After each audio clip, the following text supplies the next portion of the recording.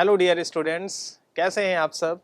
जैसा कि आपको पता है बच्चों कि 12 नवंबर को आपका पेपर था नीट पैटर्न पे टेस्ट था और उसमें फिजिक्स, केमिस्ट्री, जूलॉजी, बॉटनी के अलग अलग डिस्कशंस हम यहाँ पे रिकॉर्ड कर रहे हैं। तो आज हम लोग डिस्कस करेंगे केमिस्ट्री पेपर के बारे में और जो केमिस्ट्री पेपर था उसका डिस्कशन स्टार्ट करते हैं, डिटेल में डिस्कशन स्टार्ट करते हैं, एक एक क्वेश्चन को एनालाइज करते हैं बच्चों और उसका सलूशन आप तक पहुंचाने की कोशिश है हम सबकी। तो बच्चों यहाँ पर जो केमिस्ट्री में जो चैप्टर्स थे वो कौन कौन से चैप्टर थे। पहला था रासायनिक आबंधन और आणविक संरचना, दूसरा था द्रव्य की अवस्थाएं और तीसरा था ऊष्मागतिकी, that means chemical bonding and molecular structure पहले चैप्टर्स थे। दूसरा चैप्टर था स्टेट्स ऑफ मैटर और तीसरा था थर्मोडायनेमिक्स। तो हम इन्हीं 3 चैप्टर्स से पेपर बना था, तो इनके एक एक क्वेश्चंस को डिस्कस करते हैं और केमिस्ट्री के सेगमेंट को हम लोग स्टार्ट करते हैं। तो चलिए बच्चों स्टार्ट करते हैं और इसमें जो सबसे पहला क्वेश्चन था वो क्वेश्चन था कि example of expanded octet molecule. जो क्वेश्चन था वो ये था कि example of expanded octet molecule Hindi में बोलते हैं कि प्रसारित अष्टक अणु का उदाहरण है। तो आपको पता है कि एक्सपेंडेड ऑक्टेट का मतलब ये होता है कि जिसमें केंद्रीय परमाणु के बाहरी कक्षा में 8 से ज्यादा इलेक्ट्रॉन आ जाए। मतलब अगर 8 से ज्यादा इलेक्ट्रॉन है मतलब अष्टक का प्रसार हुआ है, ऑक्टेट एक्सपेंड हुआ है। तो आपको देखना है कि इसमें जो सेंट्रल एटम है, जो केंद्रीय परमाणु है, उसमें किसके बाहरी कक्षा में 8 से ज्यादा इलेक्ट्रॉन आ रहे हैं। तो यहाँ पे देखिए सबसे पहला ऑप्शन है BCl3। अब आप BCl3 में देखिए तो बोरान का एटॉमिक नंबर कितना होता है, बोरान का एटॉमिक नंबर 5 और इलेक्ट्रॉनिक कॉन्फ़िगरेशन 2-3। तो इसके आउटर शेल में 3 इलेक्ट्रॉन्स होते हैं और इसके साथ 3 क्लोरीन जुड़ा हुआ है। तो टोटल अगर आप देखिए तो यहाँ पर टोटल इसके पास 3 इलेक्ट्रॉन पहले से हैं और 3 इलेक्ट्रॉन अब ये हैं, यानी कि टोटल इसके पास 6 इलेक्ट्रॉन हैं। तो यहाँ पे देखा जाए तो यहाँ पे 8 से कम इलेक्ट्रॉन है, यहाँ पे तो ऑक्टेट इनकम्प्लीट है। इसका मतलब है कि इलेक्ट्रॉन डेफिशिएंट है, ये इलेक्ट्रॉन न्यून अणु है, ये एक्सपेंडेड ऑक्टेट नहीं है। एक्सपेंडेड ऑक्टेट का मतलब है कि 8 से ज्यादा इलेक्ट्रॉन हो रहे हो। इसका मतलब है कि पहला ऑप्शन तो गलत है। अब आते हैं दूसरे ऑप्शन पे। आपका दूसरा ऑप्शन है PF3। PF3 में देखिए फास्फोरस है और इसके साथ 5 फ्लोरीन जुड़ा हुआ है।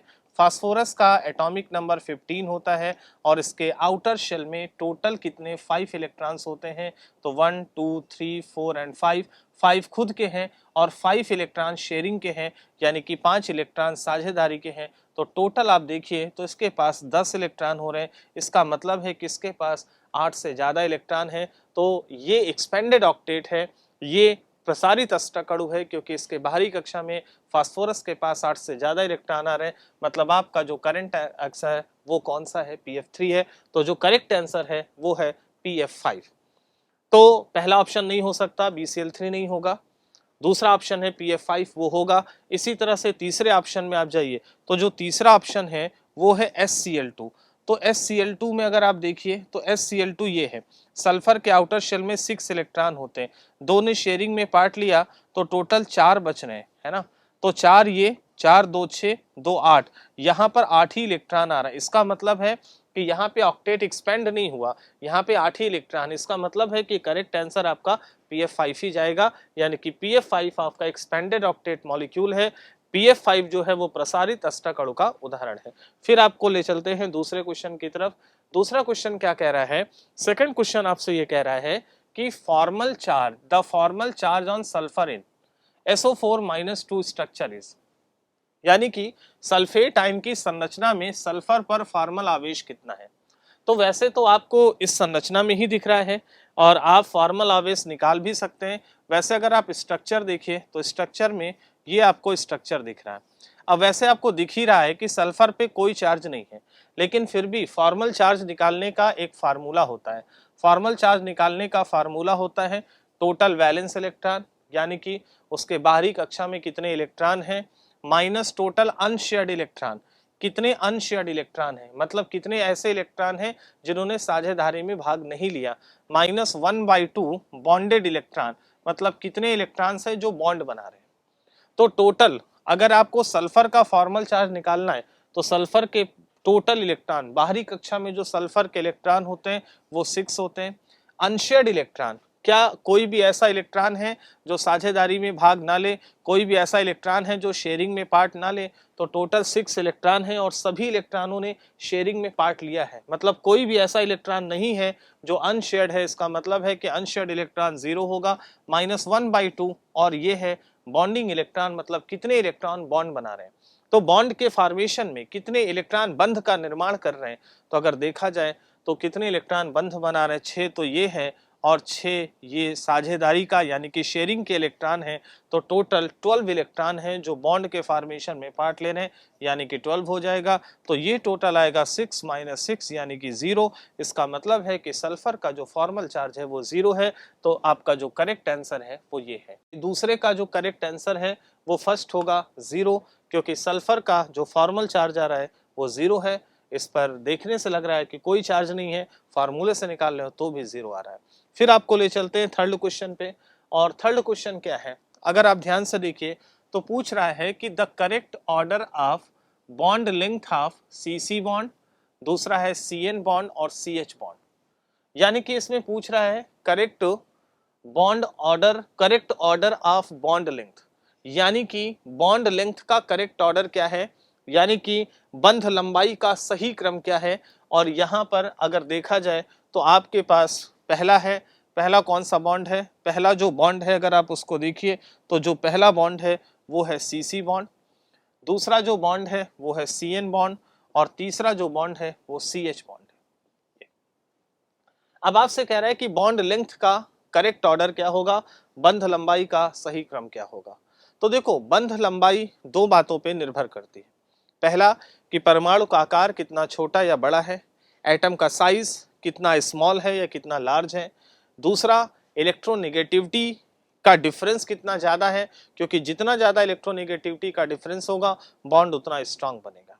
अब आप देखिए इसमें अगर देखा जाए तो हाइड्रोजन पे आइए, तो हाइड्रोजन का साइज सबसे छोटा है, ये स्मॉलेस्ट साइज का है।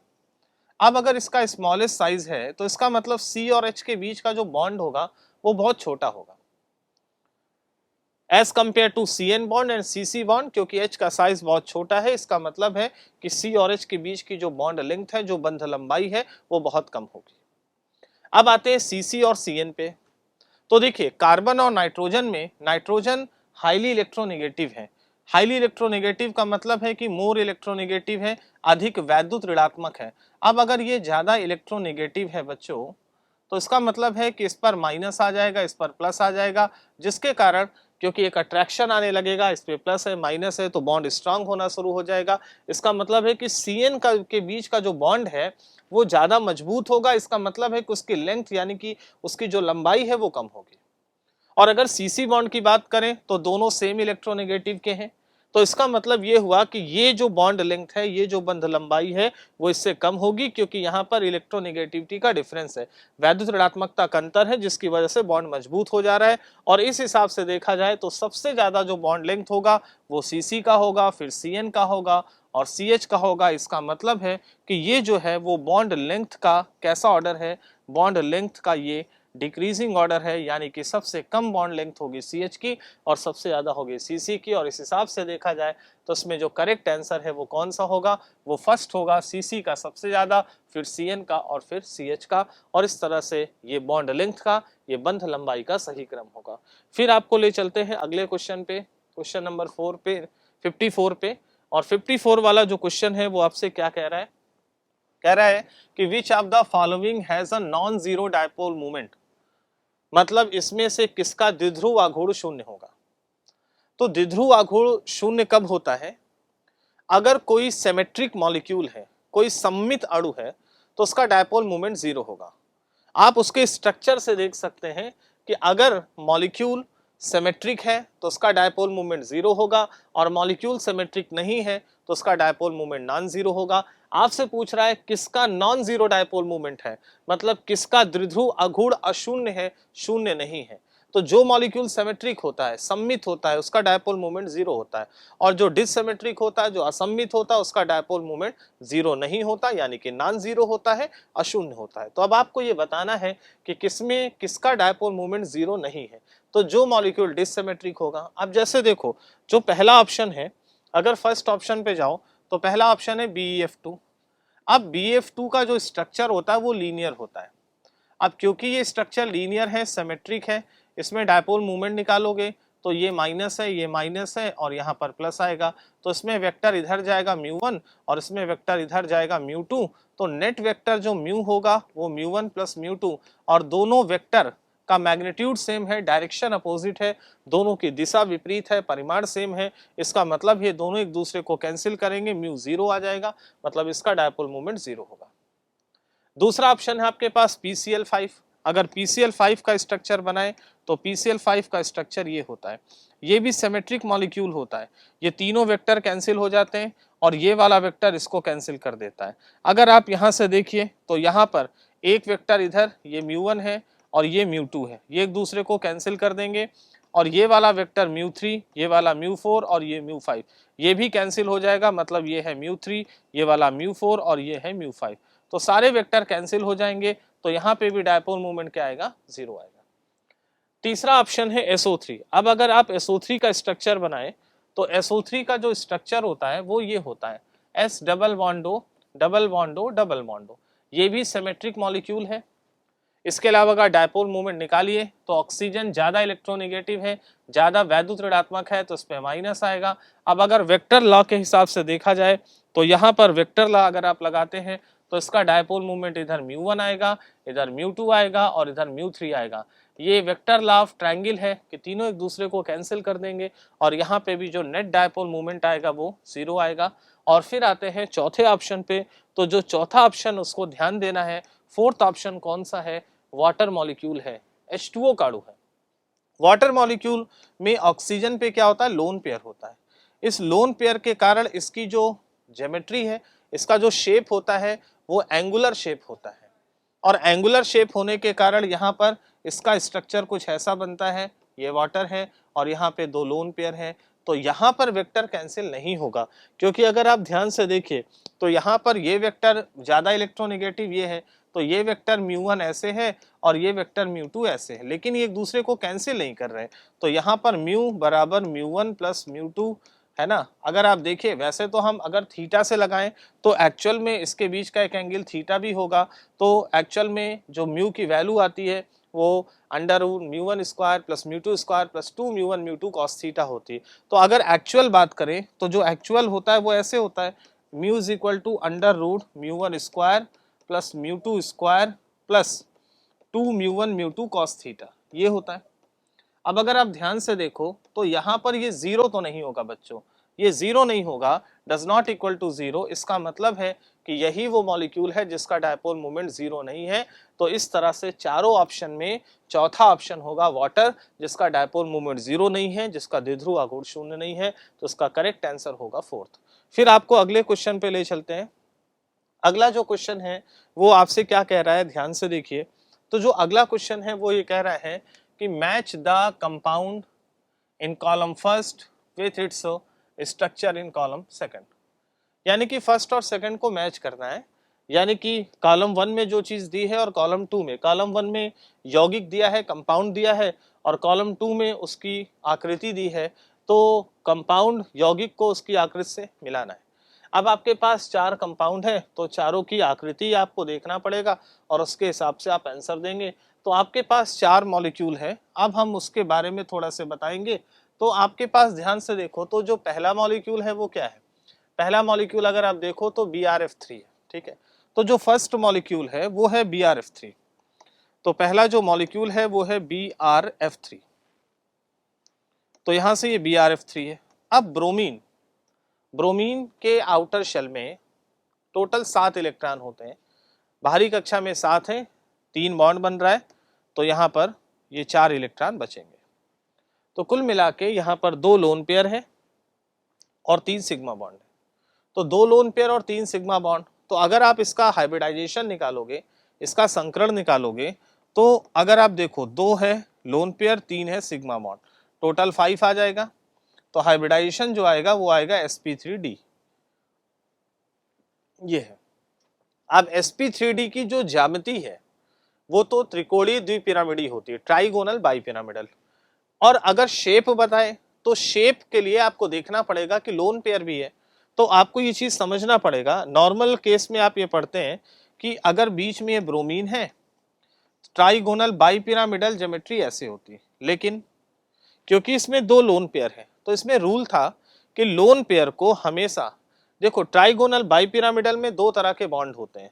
ये वाला जो बॉन्ड होता है उसको एक्सियल बॉन्ड बोलते हैं, अक्षीय बंध, इसको एक्सियल बॉन्ड बोलते हैं।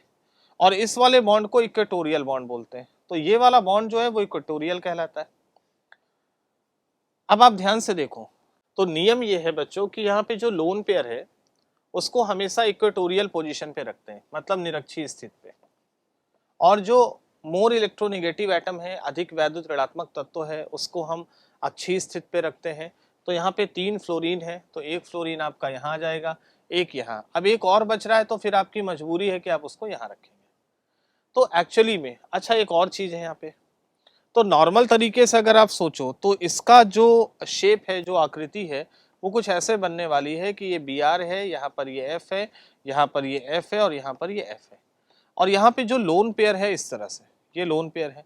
तो अब ये लोन पेयर क्या होगा कि इसको यहाँ पे एक और चीज, वैसे देखने में इसकी आकृति टी लग रही है, टी शेप लग रहा है, लेकिन एक और इंटरेस्टिंग बात है कि फ्लोरीन का साइज बहुत छोटा होता है और यहाँ पर इलेक्ट्रॉन का क्लाउड बहुत ज्यादा है। छोटे साइज पे इलेक्ट्रॉन है तो क्लाउड बहुत ज्यादा है, इलेक्ट्रॉन का घनत्व तो बहुत ज्यादा है।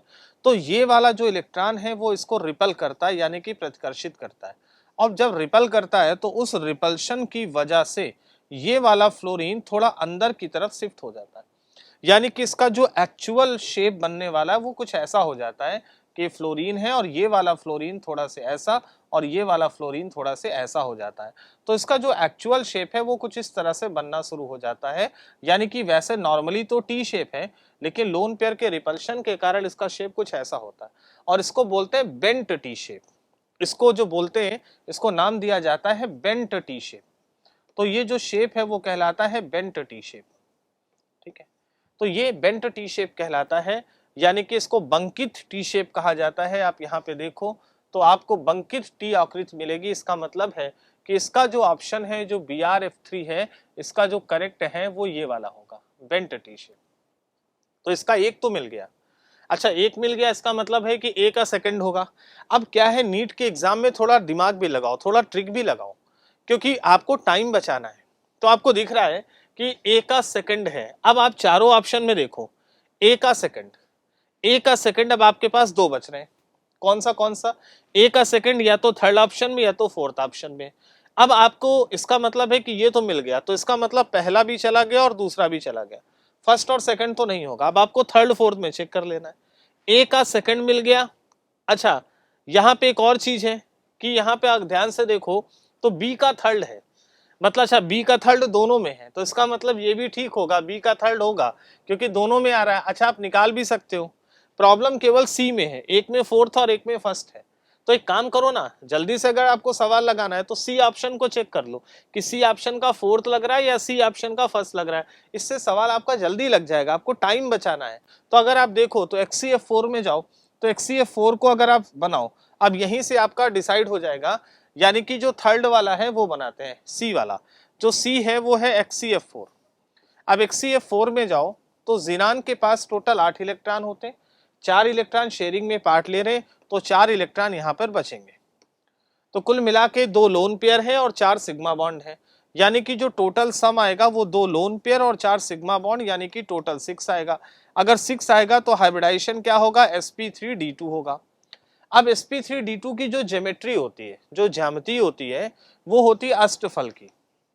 यहाँ पे 4 बॉन्ड एक ही तल पर होता है, एक अबव द प्लेन, एक बिलो द प्लेन। लेकिन क्योंकि यहाँ लोन पेयर है तो लोन पेयर को हमेशा यहाँ रखा जाता है, तो यहाँ लोन पेयर रख दिया। तो अगर आपने लोन पेयर रख दिया तो ये वाले दोनों बॉन्ड्स जो हैं वो खत्म हो गए। अब बचा 4 फ्लोरीन, तो आपने क्या किया, 4 फ्लोरीन, तो एक फ्लोरीन आपने यहाँ रख दिया, एक फ्लोरीन आपने इस जगह, एक फ्लोरीन आपने यहाँ, एक यहाँ और एक फ्लोरीन यहाँ पर, है ना। और ये है लोन पेयर। तो कुल मिला के इसकी जो आकृति बन रही है, इसका जो शेप बन रहा है वो स्क्वायर प्लेनर बन रहा है, वर्ग समतली बन रहा है। तो इसका मतलब है कि जो सी का जो आकृति होगा, यानी कि HCF4 का जो शेप होगा वो स्क्वायर प्लेनर होगा, वर्ग समतली होगा। तो अब आपको देखना है कि वर्ग समतली कहाँ मिल रहा है। तो अब आप यहाँ पे देखो कि HCF4 का स्क्वायर प्लेनर, मतलब ये वाले का आपका इससे मिलेगा, यानी कि यहाँ पे HCF4 जो है वो वर्ग समतली होगा। इसका मतलब C का करेक्ट आंसर फोर्थ होना चाहिए। अब C का फोर्थ आपको यहाँ मिल रहा है, तो आपको पता चल गया कि जो करेक्ट आंसर है वो थर्ड होगा। ये करेक्ट आंसर है, तो ये भी एलिमिनेट हो गया, तो आपका सही आंसर थर्ड आएगा। तो कुल मिला के VSEPR थ्योरी, संयोजी कोश इलेक्ट्रॉन सिद्धांत, संकरण, इनका यूज करके हम आकृति का निर्धारण करते हैं, और इस तरह से ये कॉलम मैचिंग वाला सवाल था। फिर मैं आपको अगले सवाल पे ले चलता हूँ। अगला क्वेश्चन क्या कह रहा है? अगला क्वेश्चन ये कह रहा है, ध्यान से देखिए। तो अगले क्वेश्चन में आपसे कहा जा रहा है the sigma and pi bond in molecule. इस मॉलिक्यूल में टोटल कितने सिग्मा बॉन्ड है और कितने पाई बॉन्ड है। तो अगर आपको सिग्मा और पाई बॉन्ड निकालना है तो डिटेल स्ट्रक्चर बनाइए। ये स्ट्रक्चर दिया है CH2, फिर ये है डबल बॉन्ड CH, फिर ये है आपका C, ये है डबल O, यहाँ पर ये है CH2, ये है CH, फिर है आपका डबल बॉन्ड CH2। इसमें टोटल सिग्मा और पाई बताना है। तो डिटेल स्ट्रक्चर बना सकते हो, और एक शॉर्ट ट्रिक है उससे भी बता सकते हो। जैसे अगर आपको टोटल सिग्मा बताना है तो मैं आपको एक शॉर्ट ट्रिक बताता हूं। अगर आपको टोटल सिग्मा बताना है तो जितने भी टोटल एटम है, टोटल सिग्मा बॉन्ड बताना है तो जितने भी टोटल एटम आपको दिख रहे हैं उसमें से एक कम कर दो, total atom -1, direct sigma bond आ जाएगा। टोटल एटम कितने हैं अब आप देखो तो 2 1 3 4 5 6 7 8 2 10 11 12 13 2 15, टोटल एटम 15 है, यानी कि 15 -1 कर दो 14 सिग्मा आएंगे।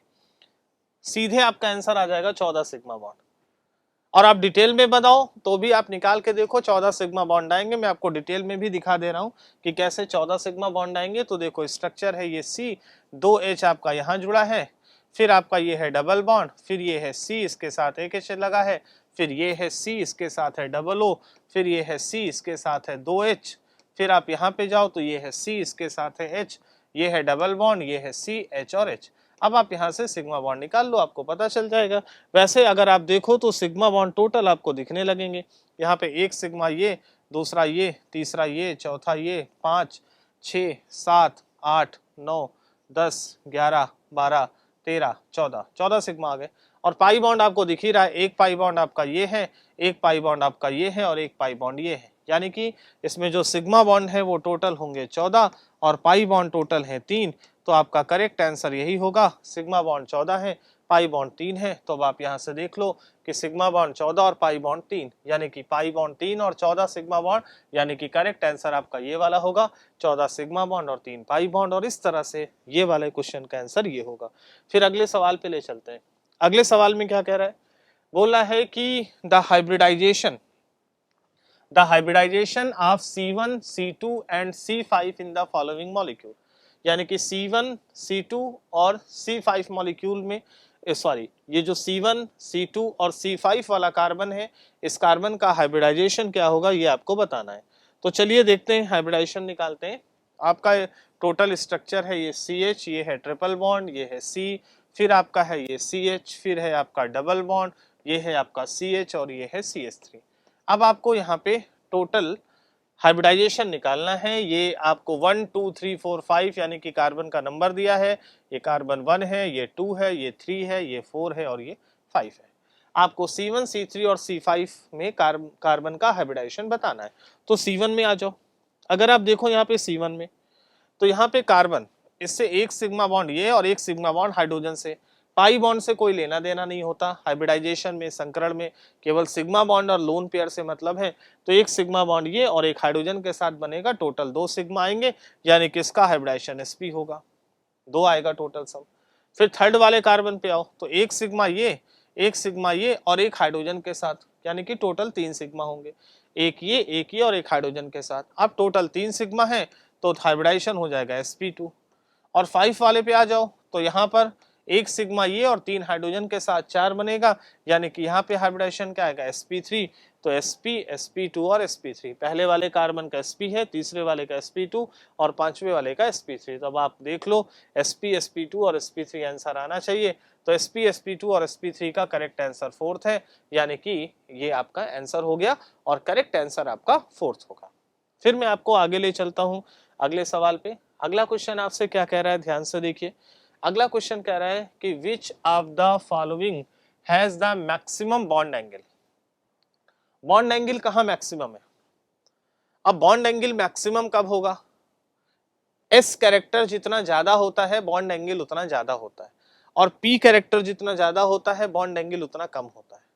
तो अब आपको एक तो ये हाइब्रिडाइजेशन के हिसाब से है, दूसरा आप इसकी ज्योमेट्री, इसके शेप से बता सकते हैं कि मैक्सिमम बॉन्ड एंगल कहाँ पे है, बंध कोण अधिकतम कहाँ पे है। तो देखिए जो पहला ऑप्शन है, पहले ऑप्शन में देखिए पहला ऑप्शन है SO2। SO2 में सल्फर के पास होते हैं कुल मिला के 6 इलेक्ट्रॉन, 6 में से 4 बॉन्ड बना लेते हैं और एक लोन पेयर बचता है। हाइब्रिडाइजेशन इसका होगा sp2। अच्छा sp2 के केस में बॉन्ड एंगल होता है 120 का, लेकिन ये लोन पेयर इसको रिपल करेगा, इधर से भी रिपल्शन इधर से भी, तो ये एंगल कुछ कम हो जाएगा। होना चाहिए कितना एंगल 120, लेकिन ये एंगल कुछ कम हो जाता है रिपल्शन के कारण, तो एक्चुअल जो बॉन्ड एंगल आता है वो लगभग 118 डिग्री के आसपास आता है। एक लोन पेयर के कारण रिपल्शन के कारण बॉन्ड एंगल लगभग 2 डिग्री से कम हो जाता है, तो यहाँ 118 डिग्री आएगा। दूसरा ऑप्शन है CO2। अब आप देखिए CO2 के ऑप्शन में जाए तो CO2 में क्या होगा, अगर हम CO2 में जाए तो CO2 का जो शेप होता है वो लीनियर होता है, C this is double bond O and double bond O, और यहाँ सीधा सीधा इसका हाइब्रिडाइजेशन sp होता है और यहाँ बॉन्ड का एंगल 180 डिग्री होता है। तो मैक्सिमम तो यही आएगा, CO2 में ही आएगा 180 डिग्री का, क्योंकि तीसरे में भी नहीं आएगा। अगर आप तीसरे में जाएं तो तीसरा अमोनिया है, और अमोनिया के केस में आप जाएं तो अमोनिया की आकृति पिरामिडी होती है, इसका शेप जो है वो पिरामिडल होता है इस तरह से। यहाँ एक लोन पेयर होता है, बॉन्ड एंगल, अच्छा हाइब्रिडाइजेशन sp3 है, तो वैसे तो 109 डिग्री 28 मिनट का बॉन्ड एंगल होता है, 109 डिग्री 28 मिनट का बॉन्ड एंगल होता है, लेकिन यहाँ पर है क्या कि बॉन्ड एंगल 109 डिग्री 28 मिनट का तो होता है, लेकिन एक लोन पेयर है तो लोन पेयर के रिपल्शन के कारण, उसके प्रतिकर्षण के कारण बॉन्ड एंगल कुछ कम हो जाता है, लगभग 2.5 डिग्री के आसपास, तो ये एंगल लगभग 107 डिग्री का बचता है। ठीक है, और चौथा है BF3। अब अगर आप BF3 में जाएं तो BF3 में बोरान का हाइब्रिडाइजेशन कितना है, sp2 आएगा, और कोई भी लोन पेयर इलेक्ट्रॉन बच नहीं रहा, कोई भी लोन पेयर इलेक्ट्रॉन बच नहीं रहा। और यहाँ पर हो क्या रहा है कि यहाँ पर एक इलेक्ट्रॉन ये, एक इलेक्ट्रॉन ये, नॉर्मली हाइब्रिडाइजेशन sp2 है, और sp2 के केस में बॉन्ड एंगल 120 डिग्री का होता है। तो बेस्ट ऑप्शन कौन सा है, जहाँ पे मैक्सिमम बॉन्ड एंगल है, जिसमें s कैरेक्टर ज्यादा हो, जो लीनियर हो, और लीनियर वाला कौन सा है, CO2 180 डिग्री का, यानी कि करेक्ट आंसर आपका कौन सा होगा, इसका करेक्ट आंसर बच्चों आपका सेकंड होगा। फिर आपको आगे ले चलते हैं अगले सवाल में। अगले सवाल क्या कह रहा है उसको ध्यान से देखिए। अगला क्वेश्चन कह रहा है कि which of the following is an incorrect statement, मतलब इनमें से कौन सा कथन गलत है, कौन सा स्टेटमेंट इनकरेक्ट है ये आपको बताना है। अब अगर इनकरेक्ट स्टेटमेंट में हम जाएं और उसको अगर हम चेक करें तो देखो क्या है। पहला ऑप्शन है the hybridization state of phosphorus in PCl5 is sp3d। ये बिल्कुल सही है, क्योंकि sp3d ही होता है हाइब्रिडाइजेशन फास्फोरस का PCl5 में। जो PCl5 है इसमें फास्फोरस के पास 5 सिग्मा बॉन्ड है, हाइब्रिडाइजेशन sp3d होता है।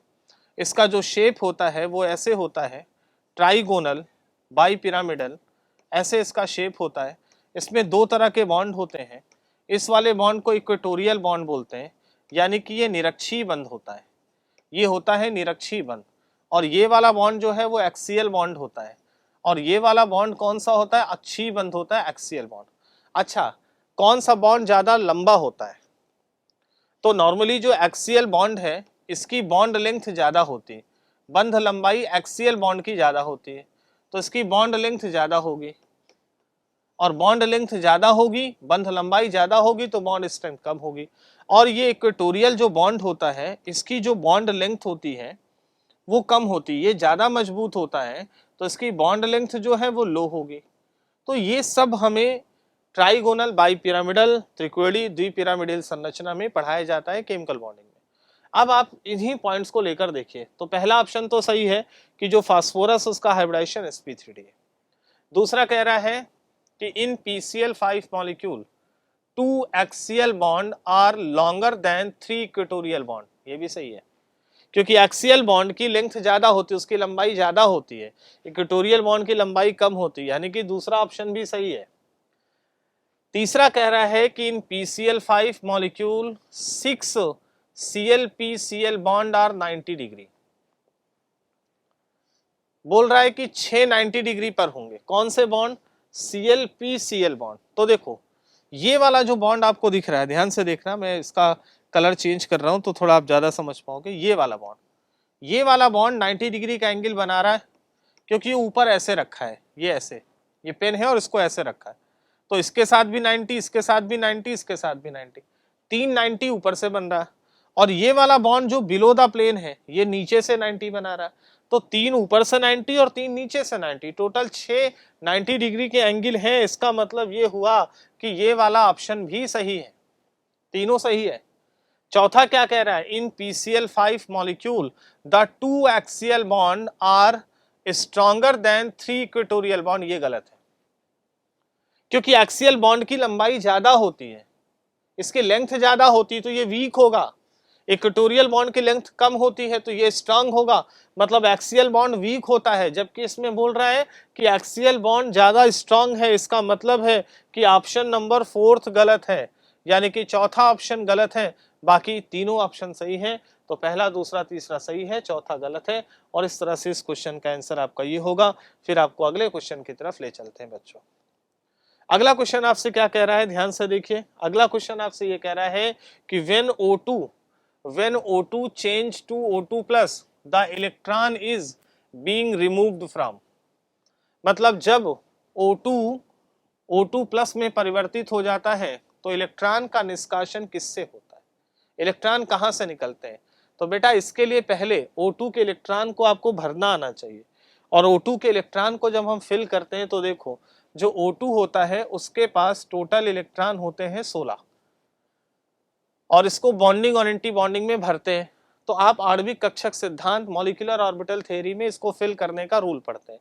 रूल ये होता है कि ये होता है सिग्मा 1s2, फिर होता है सिग्मा एंटी बॉन्डिंग 1s2, फिर होता है सिग्मा 2s2, फिर होता है सिग्मा एंटी बॉन्डिंग 2s2, फिर आता है सिग्मा 2pz2, फिर आता है पाई 2px2, इसी के बराबर होता है पाई 2py2। ये हो गया। कितने इलेक्ट्रॉन भर गए? 2 4 6 8 10 12 14। O2 होता तो 16 होता। और इसके बाद ऑर्डर आता है पाई एंटी बॉन्डिंग 2px, और इसी के बराबर एनर्जी होती पाई एंटी बॉन्डिंग 2py की, और इलेक्ट्रॉन केवल 2 बच रहे हैं। तो इसका मतलब है कि जो एक इलेक्ट्रॉन है वो आपका यहाँ आएगा और एक यहाँ आएगा। ये तो O2 का है, ये O2 का है। लेकिन O2 से अगर O2 प्लस बनेगा, तो अगर इससे O2 प्लस बनाओगे तो इसका मतलब है कि एक इलेक्ट्रॉन निकल गया, तो टोटल इलेक्ट्रॉन इसमें 15 होंगे। अब टोटल इलेक्ट्रॉन अगर 15 है तो एक इलेक्ट्रॉन निकालना है, तो एक कौन सा निकलेगा? बाहर वाला ही निकलेगा। और सबसे बाद में जो सबसे ज्यादा एनर्जी का इलेक्ट्रॉन यहाँ पर है तो यहीं से निकलेगा, या तो यहाँ से या तो यहाँ से, किसी एक से निकलेगा। मतलब पाई एंटी बॉन्डिंग से निकलेगा, मतलब प्रतिबंधित कक्षक से निकलेगा। एंटी बॉन्डिंग से तो किसी एक से निकाल दिया, मान लो आपने यहां से निकाल दिया, तो ये वाला क्या हो गया? 0 हो गया, यानी कि इलेक्ट्रॉन यहां से निकल रहा है पाई एंटी बॉन्डिंग से। तो अब आप देख लो कहां से, सिग्मा ऑर्बिटल से, सिग्मा एंटी बॉन्डिंग ऑर्बिटल से, पाई ऑर्बिटल से, पाई एंटी बॉन्डिंग ऑर्बिटल से। तो डेफिनेटली आपका आंसर होगा 4th, पाई एंटी बॉन्डिंग ऑर्बिटल से इलेक्ट्रॉन निकलेगा अगर O2 से O2 प्लस बनेगा। इसका मतलब इसका करेक्ट आंसर ये होगा। फिर मैं आपको अगले सवाल पे ले चलता हूं। अगला सवाल कह रहा है, क्वेश्चन ये कह रहा है कि which of the following does not exist, इनमें से किसका अस्तित्व नहीं है, कौन नहीं पाया जाता। तो देखो किसका अस्तित्व नहीं है, इसके लिए आपको पढ़ाया जाता है आणविक कक्षक सिद्धांत मॉलिक्यूलर ऑर्बिटल थ्योरी। उसमें आपको बताया जाता है कि कौन सा मॉलिक्यूल नहीं पाया जाएगा अगर किसी मॉलिक्यूल का बॉन्ड ऑर्डर है ना, अगर ऐसा हो जाए कि किसी भी मॉलिक्यूल का जो बॉन्ड ऑर्डर है, बॉन्ड ऑर्डर कैसे निकालते हैं? Number of bonding electron minus anti bonding electron divided by 2। अगर बॉन्ड ऑर्डर 0 आ गया तो फिर वो मॉलिक्यूल एग्जिस्ट नहीं करेगा, डज नॉट एग्जिस्ट। अगर बॉन्ड ऑर्डर 0 आ गया तो मॉलिक्यूल एग्जिस्ट नहीं करेगा। बॉन्ड ऑर्डर 0 का मतलब कि 2 एटम के बीच में कोई बॉन्ड ही नहीं है, और जब बॉन्ड ही नहीं है तो मॉलिक्यूल बनेगा ही नहीं, और नहीं बनेगा तो बॉन्ड ऑर्डर 0 हो गया और वो मॉलिक्यूल एग्जिस्ट ही नहीं करेगा। तो इसका मतलब ये है कि अब आप यहाँ पे ध्यान से देखें, number of bonding minus anti bonding by 2, जिसमें बॉन्डिंग और एंटी बॉन्डिंग का डिफरेंस 0 आ जाए, मतलब बॉन्डिंग और एंटी बॉन्डिंग इलेक्ट्रॉन सेम हो जाए। अब आपको ये चारों चेक कर लेना है। आप बता सकते हैं पहला ऑप्शन क्या है। पहला ऑप्शन जो है वो है B2। बेरिलियम का एटॉमिक नंबर होता है, हाइड्रोजन, हीलियम, लिथियम, बेरिलियम 4 होता है, टोटल इलेक्ट्रॉन 8 आएंगे। अब अगर टोटल इलेक्ट्रॉन 8 आ गए, ठीक है, तो एक शॉर्ट ट्रिक है, जल्दी से भरना है, तो ये होता है bonding anti bonding, bonding anti bonding, bonding bonding bonding, और फिर आता है anti bonding anti bonding anti bonding. ये एक शॉर्ट ट्रिक है जिससे जल्दी से इलेक्ट्रॉन भर जाएगा।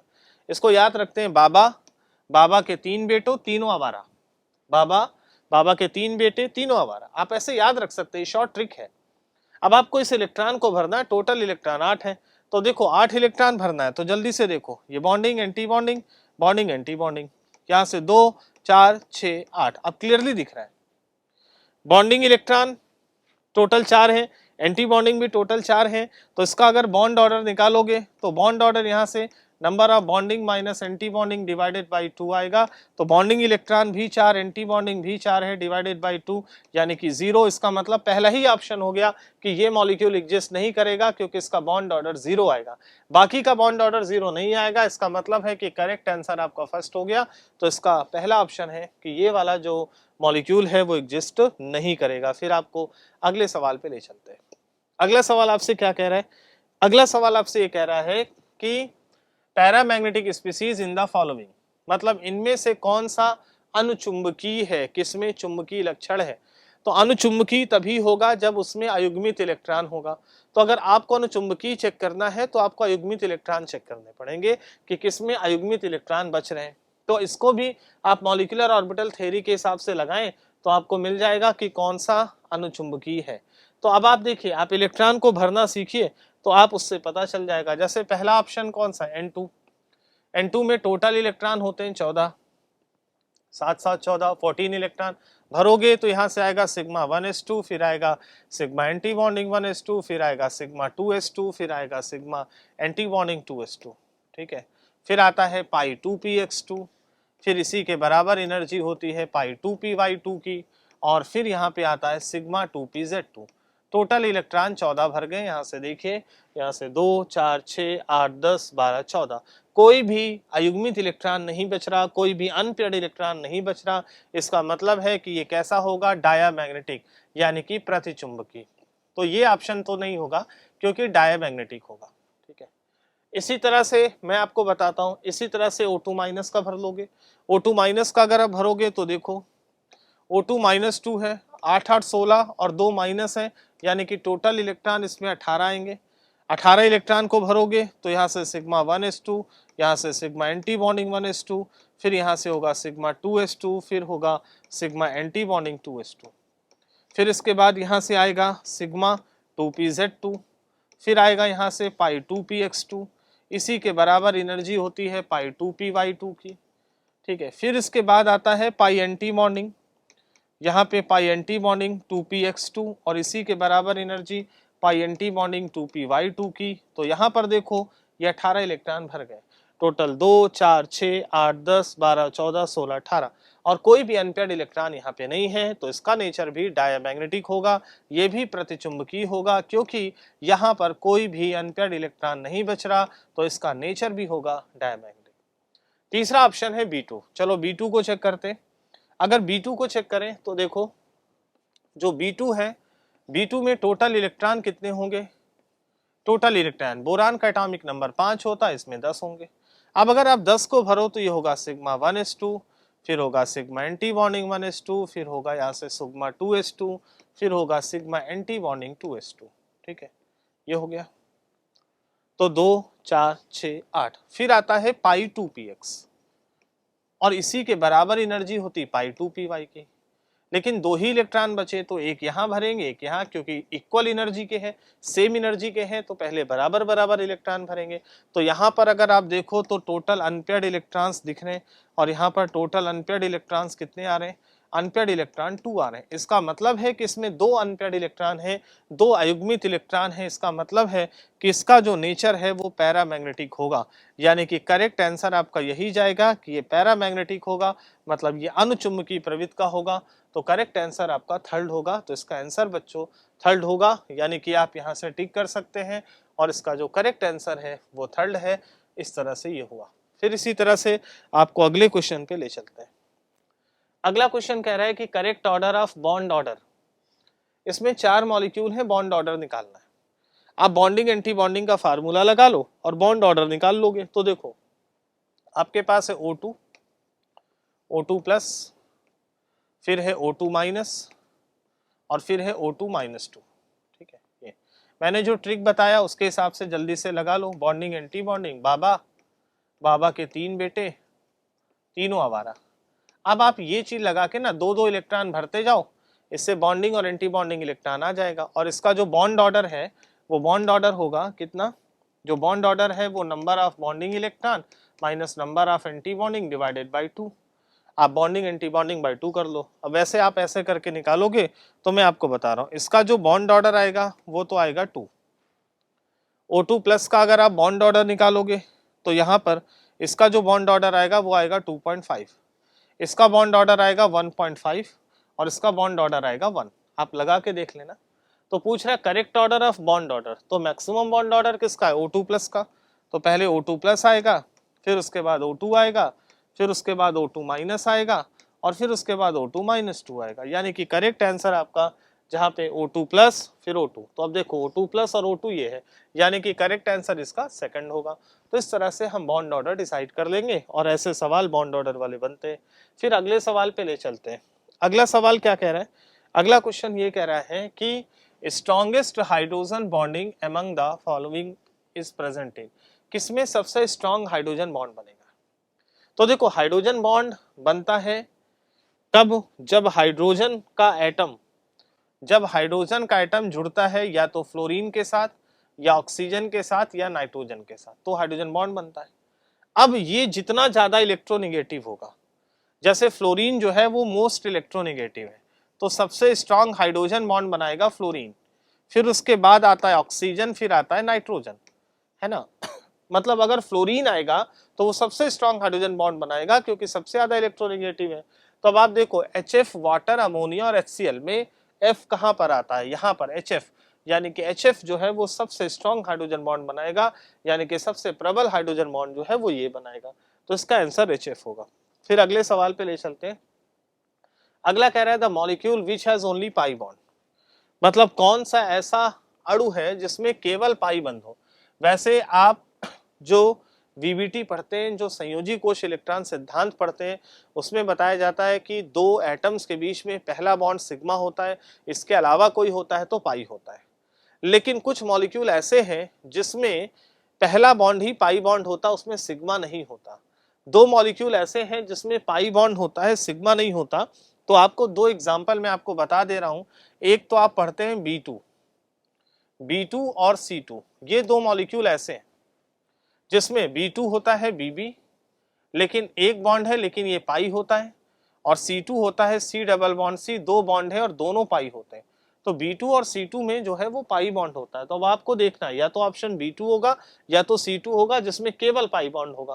तो इसमें आंसर कौन सा मिल रहा है, C2, यानी कि करेक्ट आंसर आपका थर्ड होगा C2 में। इसको ध्यान रखना, B2 और C2 में जो बॉन्ड होता है वो केवल पाई होता है, सिग्मा नहीं होता। मतलब इसका जो करेक्ट आंसर होगा वो थर्ड होगा। फिर आपको मैं अगले सवाल पे ले चलता हूँ। अगला सवाल क्या कह रहा है, अगला सवाल कह रहा है कि the attractive force that exist between an ion and a polar molecule, मतलब एक आयन और एक ध्रुवीय अणु के बीच में किस प्रकार का आकर्षण बल होता है। तो जैसे कोई एक आयन आपने लिया, जैसे मान लीजिए कि आपने Cl- लिया, और एक ध्रुवीय अणु लिया, जैसे मान लीजिए कि आपने HCl लिया, ये ध्रुवीय अणु है, पोलर मॉलिक्यूल है, तो यहाँ पे प्लस है, यहाँ पे माइनस है। तो ये आयन है और ये डायपोल है, पोलर मॉलिक्यूल में डायपोल होता है। तो इसके बीच में जो अट्रैक्शन फोर्स होता है वो कहलाता है आयन डायपोल अट्रैक्शन फोर्स, यानी कि यहाँ पे जो अट्रैक्शन फोर्स होगा वो कहलाएगा आयन डायपोल अट्रैक्शन, यानी कि जो करेक्ट आंसर होगा वो आयन डायपोल अट्रैक्शन होगा, यानी कि ये वाला थर्ड होगा इसका करेक्ट ऑप्शन, आयन द्विध्रुव आकर्षण बल, क्योंकि आयन और जो पोलर मॉलिक्यूल उसमें द्विध्रुव होगा तो आयन द्विध्रुव आकर्षण बल होगा, तो इसका आंसर बच्चों ये होगा। फिर उसके बाद आपको अगले सवाल पे ले चलते हैं। अगला सवाल क्या कह रहा है, बोल रहा है कि the pressure volume graph of a given mass of an ideal gas at constant temperature are shown below. यानी कि टेम्परेचर कांस्टेंट है और प्रेशर और वॉल्यूम के बीच में ग्राफ बना है। स्थिर ताप पर एक आदर्श गैस के लिए दिए गए द्रव्यमान का दाब आयतन ग्राफ नीचे दर्शाया गया है। अब आपको बताना है कि सही ग्राफ कौन सा है। अच्छा, दाब और आयतन के बीच में यानी कि प्रेशर और वॉल्यूम के बीच में ग्राफ है और टेम्परेचर का सही ऑर्डर पूछ रहा है। तो देखिए, वैसे तो इसको मैथमेटिकल भी लगा सकते हैं और जनरल तरीके से लगा सकते हैं। प्रेशर और वॉल्यूम के बीच में ग्राफ है यानी कि बायल्स लॉ का ग्राफ है। और बायल्स लॉ क्या कहता है, बायल्स लॉ होता है P, अगर आप देखिए तो जो बायल्स लॉ है वो एग्जैक्टली आपसे क्या बोलता है, यहाँ पे देखिए जो बायल्स लॉ है उसमें बोला गया है कि P inversely proportional to V होता है और यहां से आप प्रोपोर्शनलिटी का साइन हटाते हो तो K इंटू 1/V आता है। ठीक है, अब यहां पर प्रेशर और वॉल्यूम का कर्व दिया है। प्रेशर बढ़ रहा है, अगर प्रेशर बढ़ाओगे तो वॉल्यूम घटेगा और प्रेशर घटाओगे तो वॉल्यूम बढ़ेगा। ग्राफ आपके पास 3 ग्राफ है, यहां पर ये प्रेशर है, यहां पर ये वॉल्यूम है और आपको 3 ग्राफ दिया है। जो पहला ग्राफ दिया है 3 अलग अलग ग्राफ है। एक ग्राफ आपका ये है, दूसरा ग्राफ आपका ये है और एक ग्राफ आपका ये है। 3 ग्राफ है, ये वाला T1 पर है, ये T2 पर है और ये T3 पर है। टेम्परेचर का ऑर्डर पूछ रहा है, कौन सा टेम्परेचर ज्यादा होगा।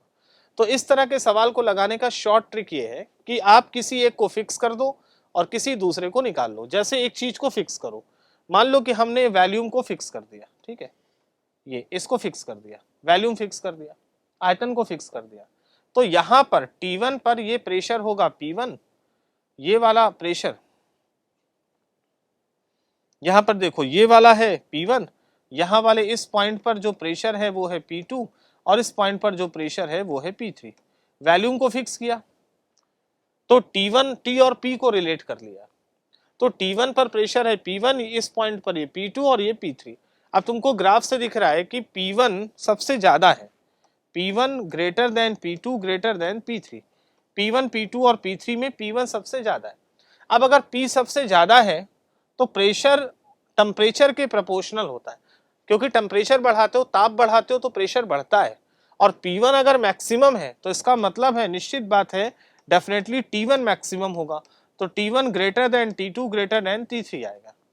यानी कि सबसे हाई टेम्परेचर होगा जहां पे प्रेशर हाई होगा और प्रेशर हाई है ये, इसका मतलब T1 सबसे ज्यादा, फिर T2 और फिर T3 होगा, मतलब T1 T2 और T3 का ही ऑर्डर होगा। इसका मतलब है कि जो करेक्ट ऑर्डर होगा T1 greater than T2 greater than T3 और ये इसका सही आंसर होगा। आप इसको थोड़ा और मैथमेटिकल भी लगा सकते हैं, लेकिन नीट में डायरेक्टली लगाएं, सिंपल सवाल होता है तो आप इसी तरह से लगाएं।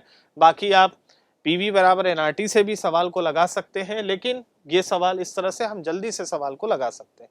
फिर आपको मैं आगे ले चलता हूं। अगला सवाल क्या कह रहा है, अगला सवाल कह रहा है कि the ratio of rate of diffusion of O2 and SO2 under same condition of temperature and pressure. मतलब ताप और दाब की समान परिस्थितियों में ऑक्सीजन और SO2 के विसरण की दर क्या होगी। तो आपने ग्राहम का विसरण गति का नियम पढ़ा है, ग्राहम डिफ्यूजन लॉ पढ़ा है, जिसमें आपने पढ़ा है कि दो गैसों का रेट ऑफ डिफ्यूजन उसके मोलर मास के इनवर्सली प्रोपोर्शनल होता है, स्क्वायर रूट के इनवर्सली प्रोपोर्शनल होता है। आपने पढ़ा है कि R1/R2 ये होता है √M2/M1, ये होता है।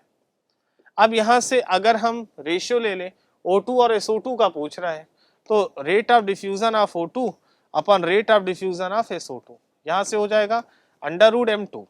M2 का मतलब है मॉलिक्यूलर मास ऑफ यहाँ से SO2 upon molecular mass of O2। अब यहाँ से देखो, मॉलिक्यूलर मास ऑफ SO2 होता है 64 और O2 का है 32 होता है, तो ये √2 बचेगा। यानी कि रेशियो सीधा सीधा आ जाएगा √2:1, यानी कि सिंपल रेशियो आएगा √2:1, यही इसका आंसर होगा √2:1, यानी कि करेक्ट आंसर इसका 4th होगा। तो इसका जो करेक्ट आंसर है वो 4th होगा बच्चों, कि ग्राहम्स का डिफ्यूजन लॉ लगाया और इसके हिसाब से आपने क्वेश्चन को डिस्कस किया।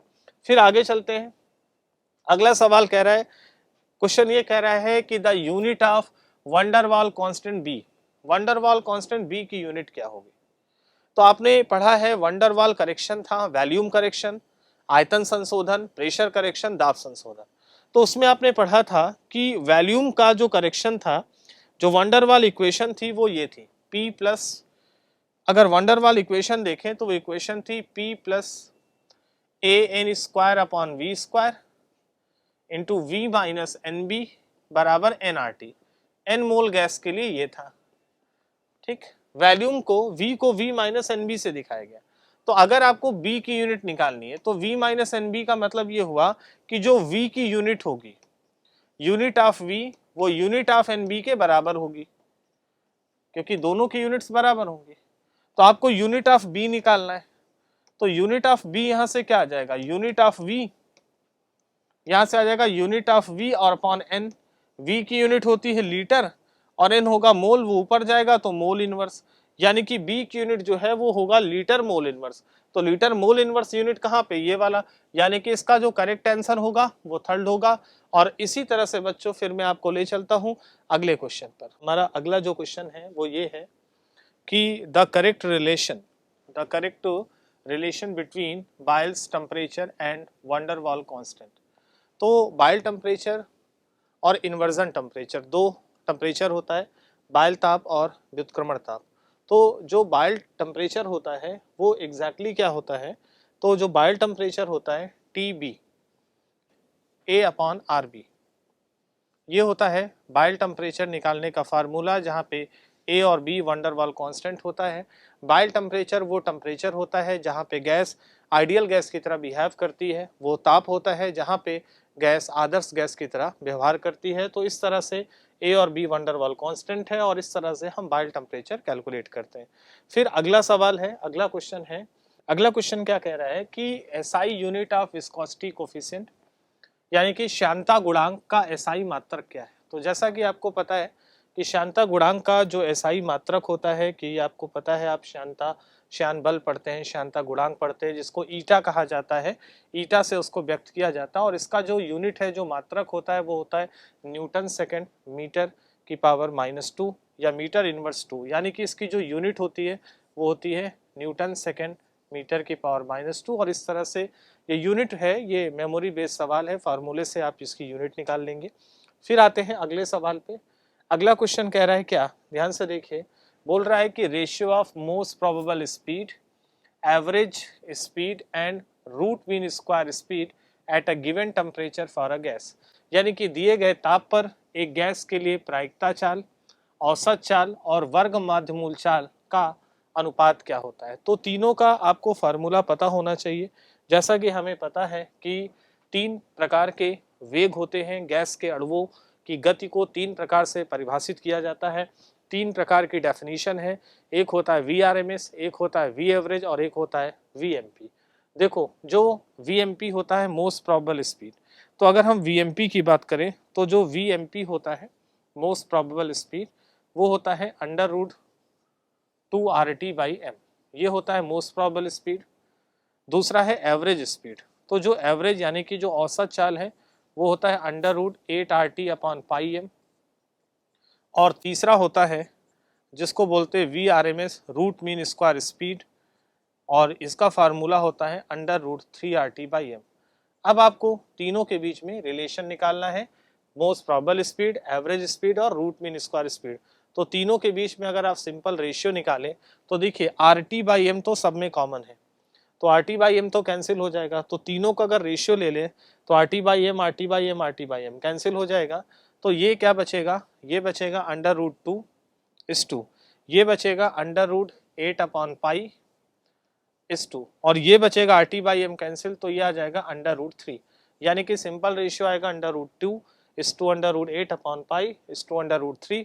तो तीनों के बीच में ये सिंपल रेशियो आ जाएगा, मतलब प्रायिकता चाल, औसत चाल और वर्ग माध्य मूल चाल, most probable speed, average speed और रूट मीन स्क्वायर स्पीड के बीच में ये सिंपल सा रिलेशन है। और ये रिलेशन आपको कहाँ मिल रहा है, यहाँ पे मिल रहा है √2/8/π/√3, और इस तरह से आप इसको आसानी से रिलेट कर सकते हैं।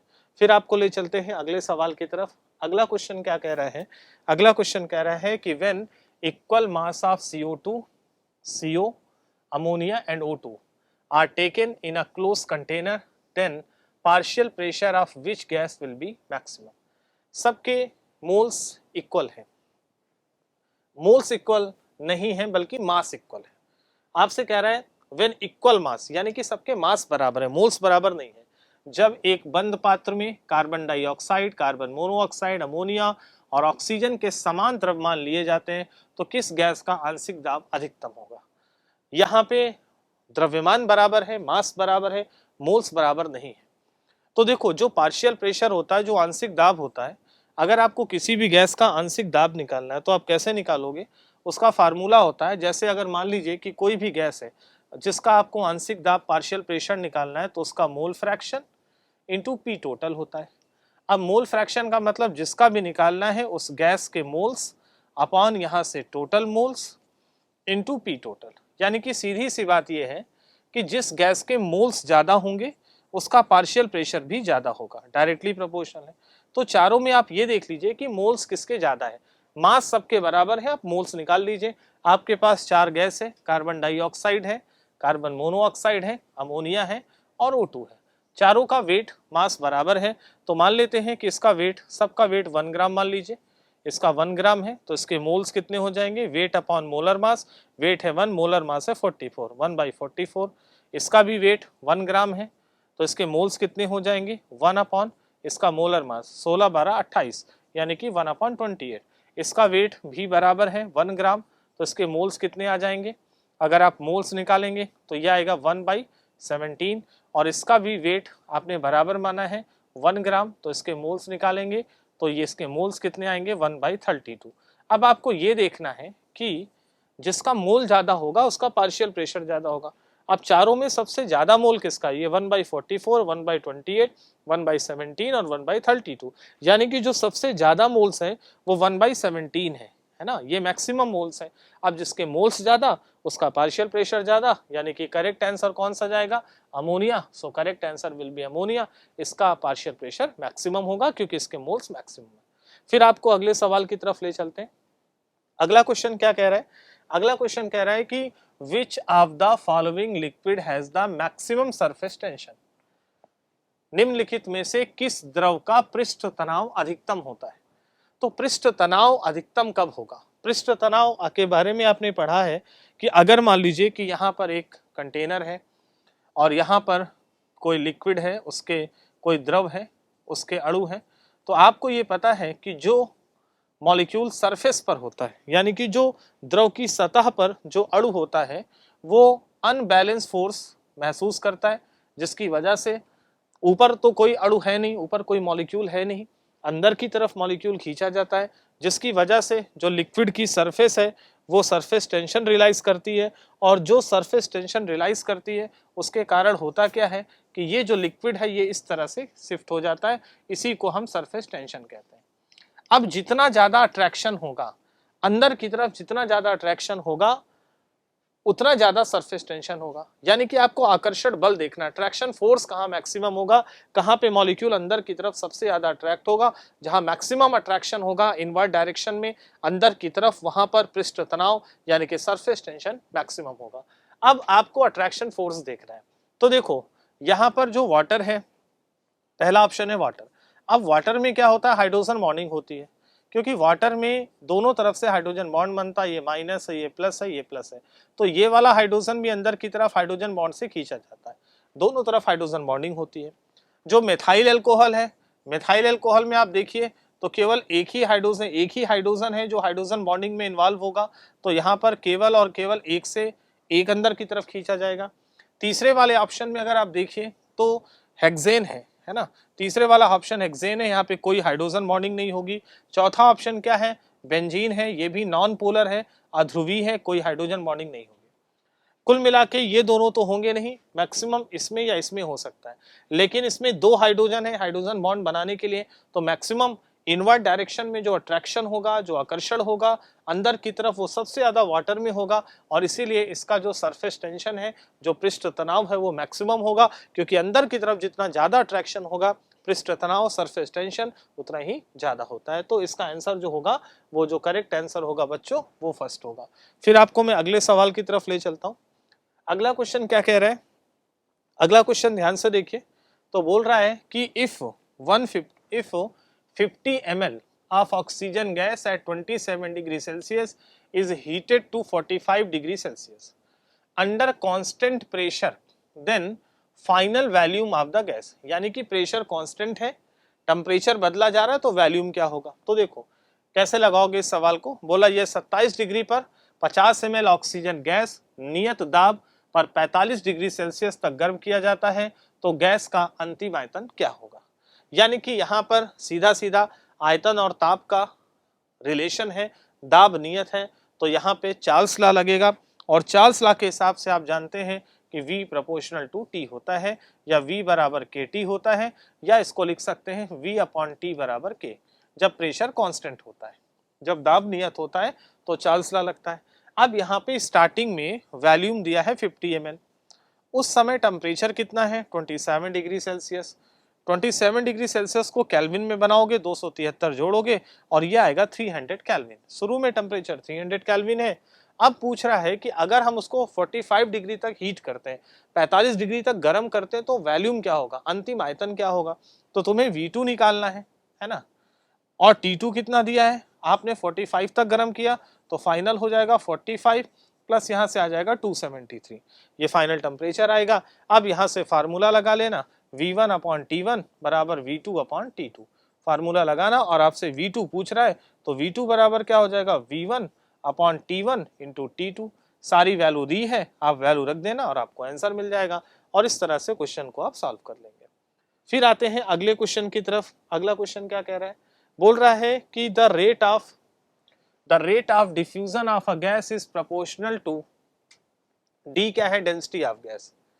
डिफ्यूजन का डेंसिटी से क्या रिलेशन होता है ना। जो रेट ऑफ डिफ्यूजन है उसको डेंसिटी से कैसे रिलेट करते हैं। तो देखो, जिस गैस की डेंसिटी जितनी ज्यादा होगी उसका रेट ऑफ डिफ्यूजन उतना ही कम होगा, क्योंकि ग्राहम का डिफ्यूजन लॉ क्या कहता है। अगर ग्राहम के डिफ्यूजन लॉ की बात करें, तो यहां से देखो, जो ग्राहम डिफ्यूजन लॉ होता है, ग्राहम की विसरण गति का जो नियम है, वो क्या कहता है, उसमें कहा जाता है कि जो रेट ऑफ डिफ्यूजन होता है वो गैस के मोलर मास के स्क्वायर रूट के इनवर्सली प्रोपोर्शनल या डेंसिटी के स्क्वायर रूट के इनवर्सली प्रोपोर्शनल होता है। यानी कि डेंसिटी के स्क्वायर रूट के इनवर्सली प्रोपोर्शनल, क्योंकि जिसका मोलर मास ज्यादा उसकी डेंसिटी ज्यादा होती है। तो सीधा रिलेशन होता है, थर्ड ऑप्शन होगा कि proportional to square root of the density of gas, घनत्व के वर्गमूल के व्युत्क्रमानुपाती होता है। मतलब करेक्ट आंसर इसका थर्ड जाएगा। फिर इसी तरह से अगले क्वेश्चन की तरफ ले चलते हैं। अगला क्वेश्चन क्या कह रहा है कि condition under which real gas is most likely to obey ideal gas. मतलब किस कंडीशन पर कोई भी रियल गैस आइडियल गैस की तरह बिहेव करती है, किस कंडीशन पे कोई भी वास्तविक गैस आदर्श गैस की तरह व्यवहार करती है, बिहेव करती है, तो कौन सी कंडीशन होती है।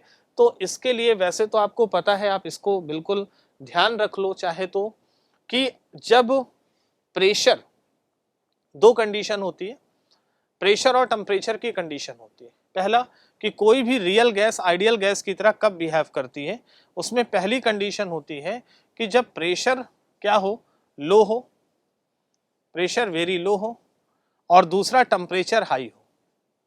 हाई टेम्परेचर और लो प्रेशर पर कोई भी गैस आइडियल गैस की तरह बिहेव करती है। मतलब प्रेशर लो होना चाहिए और टेम्परेचर हाई होना चाहिए। इसको आप वंडरवाल गैस इक्वेशन से प्रूव कर सकते हो, P plus A upon V square into V minus B बराबर RT से प्रूव कर सकते हो, है ना। क्योंकि जब प्रेशर लो होगा तो वॉल्यूम बहुत हाई होगा। देखो, अगर प्रेशर लो है, अगर प्रेशर लो हो गया तो वॉल्यूम बहुत ज्यादा होगा, वॉल्यूम वेरी हाई। अब अगर वॉल्यूम वेरी हाई होगा तो A अपॉन वी स्क्वायर, ठीक है, A अपॉन वी क्योंकि बहुत हाई हो जाएगा तो A अपॉन वी स्क्वायर बहुत कम हो जाएगा, तो इसको नेग्लेक्ट कर देंगे, ये नेग्लिजिबल हो जाएगा, ठीक है। दूसरी बात, ये तो पहली चीज है। दूसरी बात, अगर वॉल्यूम बहुत हाई है, P बहुत कम है तो V बहुत हाई है, और V बहुत हाई है तो इसका मतलब है कि V की वैल्यू B से बहुत ज्यादा होगी। वंडरवॉल कांस्टेंट b से, तो v माइनस बी को हम अप्रोक्सीमेटली v लिख लेते हैं और a अपॉन वी स्क्वायर को नेग्लेक्ट कर देते हैं। तो अगर आप ऐसा करोगे तो ये इक्वेशन क्या बन गया, p plus A upon V square into यहाँ से क्या होगा v माइनस बी बराबर आर टी। अब आपने इसको नेग्लेक्ट कर दिया, तो जब आपने इसको नेग्लेक्ट कर दिया तो देखो बच्चों कंडीशन क्या बनेगी कि a अपॉन वी स्क्वायर को नेग्लेक्ट कर दिया तो p बचा, ये v, pv बराबर आर टी और ये आइडियल गैस इक्वेशन हो गई। तो इस तरह से कोई भी गैस जो है वो आइडियल गैस की तरह तब बिहेव करती है जब प्रेशर लो और टेम्परेचर हाई होता है, यानी कि जो दाब है वो कम होना चाहिए और ताप होना चाहिए उच्च। अब आप कंडीशन देख लीजिए, पहला ऑप्शन है लो टेम्परेचर और लो प्रेशर, ये गलत हो गया। दूसरा है लो टेम्परेचर हाई प्रेशर, ये भी गलत हो गया। तीसरा है हाई टेम्परेचर हाई प्रेशर, ये भी गलत हो गया। चौथा है high temperature and low pressure, ये बिल्कुल सही है। टेम्परेचर हाई होना चाहिए, प्रेशर लो होगा, तभी कोई भी रियल गैस, कोई भी वास्तविक गैस आदर्श गैस की तरह बिहेव करेगी, यानी कि उच्च ताप और निम्न दाब पर। तो उसका करेक्ट आंसर जो है वो फोर्थ होगा। फिर आपको मैं अगले सवाल की तरफ ले चलता हूं। अगला सवाल ये कह रहा है कि which of the following is not an extensive property, कौन सी प्रॉपर्टी एक्सटेंसिव नहीं है, मतलब निम्नलिखित में से कौन सा एक विस्तीर्ण गुण नहीं है। तो देखो दो गुण होता है, विस्तीर्ण गुण और सघन गुण। पहली जो प्रॉपर्टी होती है वो कहलाती है इंटेंसिव प्रॉपर्टी। इंटेंसिव प्रॉपर्टी को गहन गुण कहा जाता है, ये होता है गहन गुण। इसका मतलब ये होता है कि वो गुण जो पदार्थ की मात्रा पे निर्भर नहीं करता, मतलब वो प्रॉपर्टी जो किसी भी मैटर के अमाउंट पे डिपेंड नहीं करती, वो कहलाती है इंटेंसिव प्रॉपर्टी। और दूसरी होती एक्सटेंसिव प्रॉपर्टी। एक्सटेंसिव प्रॉपर्टी का मतलब होता है, एक्सटेंसिव प्रॉपर्टी जिसका मतलब होता है विस्तीर्ण गुण। और इस विस्तीर्ण गुण का मतलब ये होता है कि जो पदार्थ की मात्रा पर निर्भर करता है, यानी कि वो प्रॉपर्टी जो क्वांटिटी ऑफ मैटर पे डिपेंड करती है। मैटर का अमाउंट ज्यादा होगा तो प्रॉपर्टी चेंज हो जाए, ऐसी प्रॉपर्टी को एक्सटेंसिव प्रॉपर्टी कहते हैं। तो जो अमाउंट पे डिपेंड करे वो कहलाती एक्सटेंसिव, जो अमाउंट पे डिपेंड ना करे, जो पदार्थ की मात्रा पे निर्भर ना करे, वो कहलाती इंटेंसिव। अब आपको बताने कौन सी ऐसी प्रॉपर्टी है जो बोल रहा है कि कौन सी property which is not an extensive property, मतलब कौन एक्सटेंसिव नहीं है, मतलब कौन सी ऐसी प्रॉपर्टी है जो मैटर के अमाउंट पे डिपेंड नहीं करती है। तो अब आप देखो एक और चीज है कि कोई भी, एक और पॉइंट याद रखना कि किसी भी दो कोई भी दो एक्सटेंसिव प्रॉपर्टी है उसका रेशियो हमेशा इंटेंसिव होता है। जैसे फोर्स एक एक्सटेंसिव प्रॉपर्टी है, अमाउंट ज्यादा होगा तो फोर्स ज्यादा लगेगा। अपॉन एरिया भी एक्सटेंसिव प्रॉपर्टी है, अमाउंट ज्यादा होगा तो एरिया ज्यादा होगा। ये दोनों एक्सटेंसिव है, ये भी एक्सटेंसिव प्रॉपर्टी है, ये भी एक्सटेंसिव प्रॉपर्टी है, लेकिन दोनों का रेशियो प्रेशर होता है और ये इंटेंसिव है। हमेशा दो एक्सटेंसिव प्रॉपर्टी का रेशियो इंटेंसिव आता है। अब देखो जैसे हीट कैपेसिटी अमाउंट पे डिपेंड करता है। हीट कैपेसिटी होता है कि टेम्परेचर, अगर 1 डिग्री सेल्सियस टेम्परेचर बढ़ाने के लिए कितनी हीट दे रहे हो। अब अमाउंट ज्यादा होगा तो ज्यादा हीट देना पड़ेगा, मतलब हीट कैपेसिटी एक्सटेंसिव होती है। इंटरनल एनर्जी आंतरिक ऊर्जा, ये भी एक्सटेंसिव होता है, क्योंकि जितनी ज्यादा एनर्जी होगी इंटरनल एनर्जी, जितनी ज्यादा अमाउंट होगा इंटरनल एनर्जी उतनी ज्यादा होगी। कोई आदमी छोटा है उसकी एनर्जी कम होगी, कोई बड़ा है उसका अमाउंट ज्यादा है इसलिए उसकी एनर्जी भी, उसकी इंटरनल एनर्जी ज्यादा होगी। अमाउंट पे डिपेंड करती है। एक ही प्रॉपर्टी जो अमाउंट पे डिपेंड नहीं करती वो है प्रेशर जो है वो इंटेंसिव प्रॉपर्टी होता है। और वैसे भी दो एक्सटेंसिव प्रॉपर्टी का रेशियो इंटेंसिव होता है, इसलिए इसका सही आंसर जो होगा वो प्रेशर होगा। क्योंकि बाकी तीनों प्रॉपर्टी जो है, एंट्रोपी अमाउंट ज्यादा होगा तो एंट्रोपी ज्यादा होगी, 1 मोल गैस की एंट्रोपी कम होगी, 10 मोल गैस की एंट्रोपी ज्यादा होगी, तो एंट्रोपी भी अमाउंट पे डिपेंड करता है। तो केवल प्रेशर है जो कैसी प्रॉपर्टी है, प्रेशर है, एक्सटेंसिव प्रॉपर्टी नहीं है बल्कि इंटेंसिव है। तो पूछ रहा है कौन एक्सटेंसिव नहीं है, तो वो है प्रेशर। फिर आपको अगले क्वेश्चन पे ले चलता हूं। अगला क्वेश्चन कह रहा है कि which of the following is not a state function, निम्नलिखित में से कौन सा एक अवस्था फलन नहीं है। तो आप थर्मोडायनेमिक्स में दो तरह के फंक्शन पढ़ते हैं। कौन कौन से फंक्शन पढ़ते हैं? एक आप पढ़ते हैं स्टेट फंक्शन, जो केवल इनिशियल और फाइनल स्टेट पे डिपेंड करता है। इस बात पे डिपेंड नहीं करता कि इनिशियल से फाइनल स्टेट तक आप कैसे जा रहे हैं। और एक होता है पाथ फंक्शन। पाथ फंक्शन क्या है? जो रास्ते पे डिपेंड करता है, पाथ पे डिपेंड करता है। स्टेट फंक्शन और पाथ फंक्शन। स्टेट फंक्शन केवल जैसे मान लीजिए कि स्टेज 1 से आप स्टेज 2 पे जा रहे हैं। अब अगर आप स्टेज 1 से स्टेज 2 पे जा रहे हैं, ठीक है, तो आपके पास 3 अलग अलग रास्ते हो सकते हैं। तो कुछ चीजें हैं जो रास्ते पे डिपेंड नहीं करती, रास्ता 1, रास्ता 2, रास्ता 3। कुछ प्रॉपर्टी हैं जो पाथ पे डिपेंड नहीं करती, केवल इनिशियल और फाइनल स्टेज पे डिपेंड करती है। जैसे इंटरनल एनर्जी होती है, यहाँ E1 है, यहाँ E2 है, आप कैसे भी जाओ E2 रहेगा। जैसे प्रेशर है, P1 है, यहाँ P2 है, आप कैसे भी जाओ प्रेशर P1 रहेगा। टेम्परेचर यहाँ T1 है, यहाँ T2 है। ये सब केवल स्टेज पे डिपेंड करता है। जैसे मान लीजिए कि आपको किसी दरवाजे तक जाना है, तो आप सीधा जाओ या घूम के जाओ। आपने 2 अलग अलग रास्ते अपना लिए।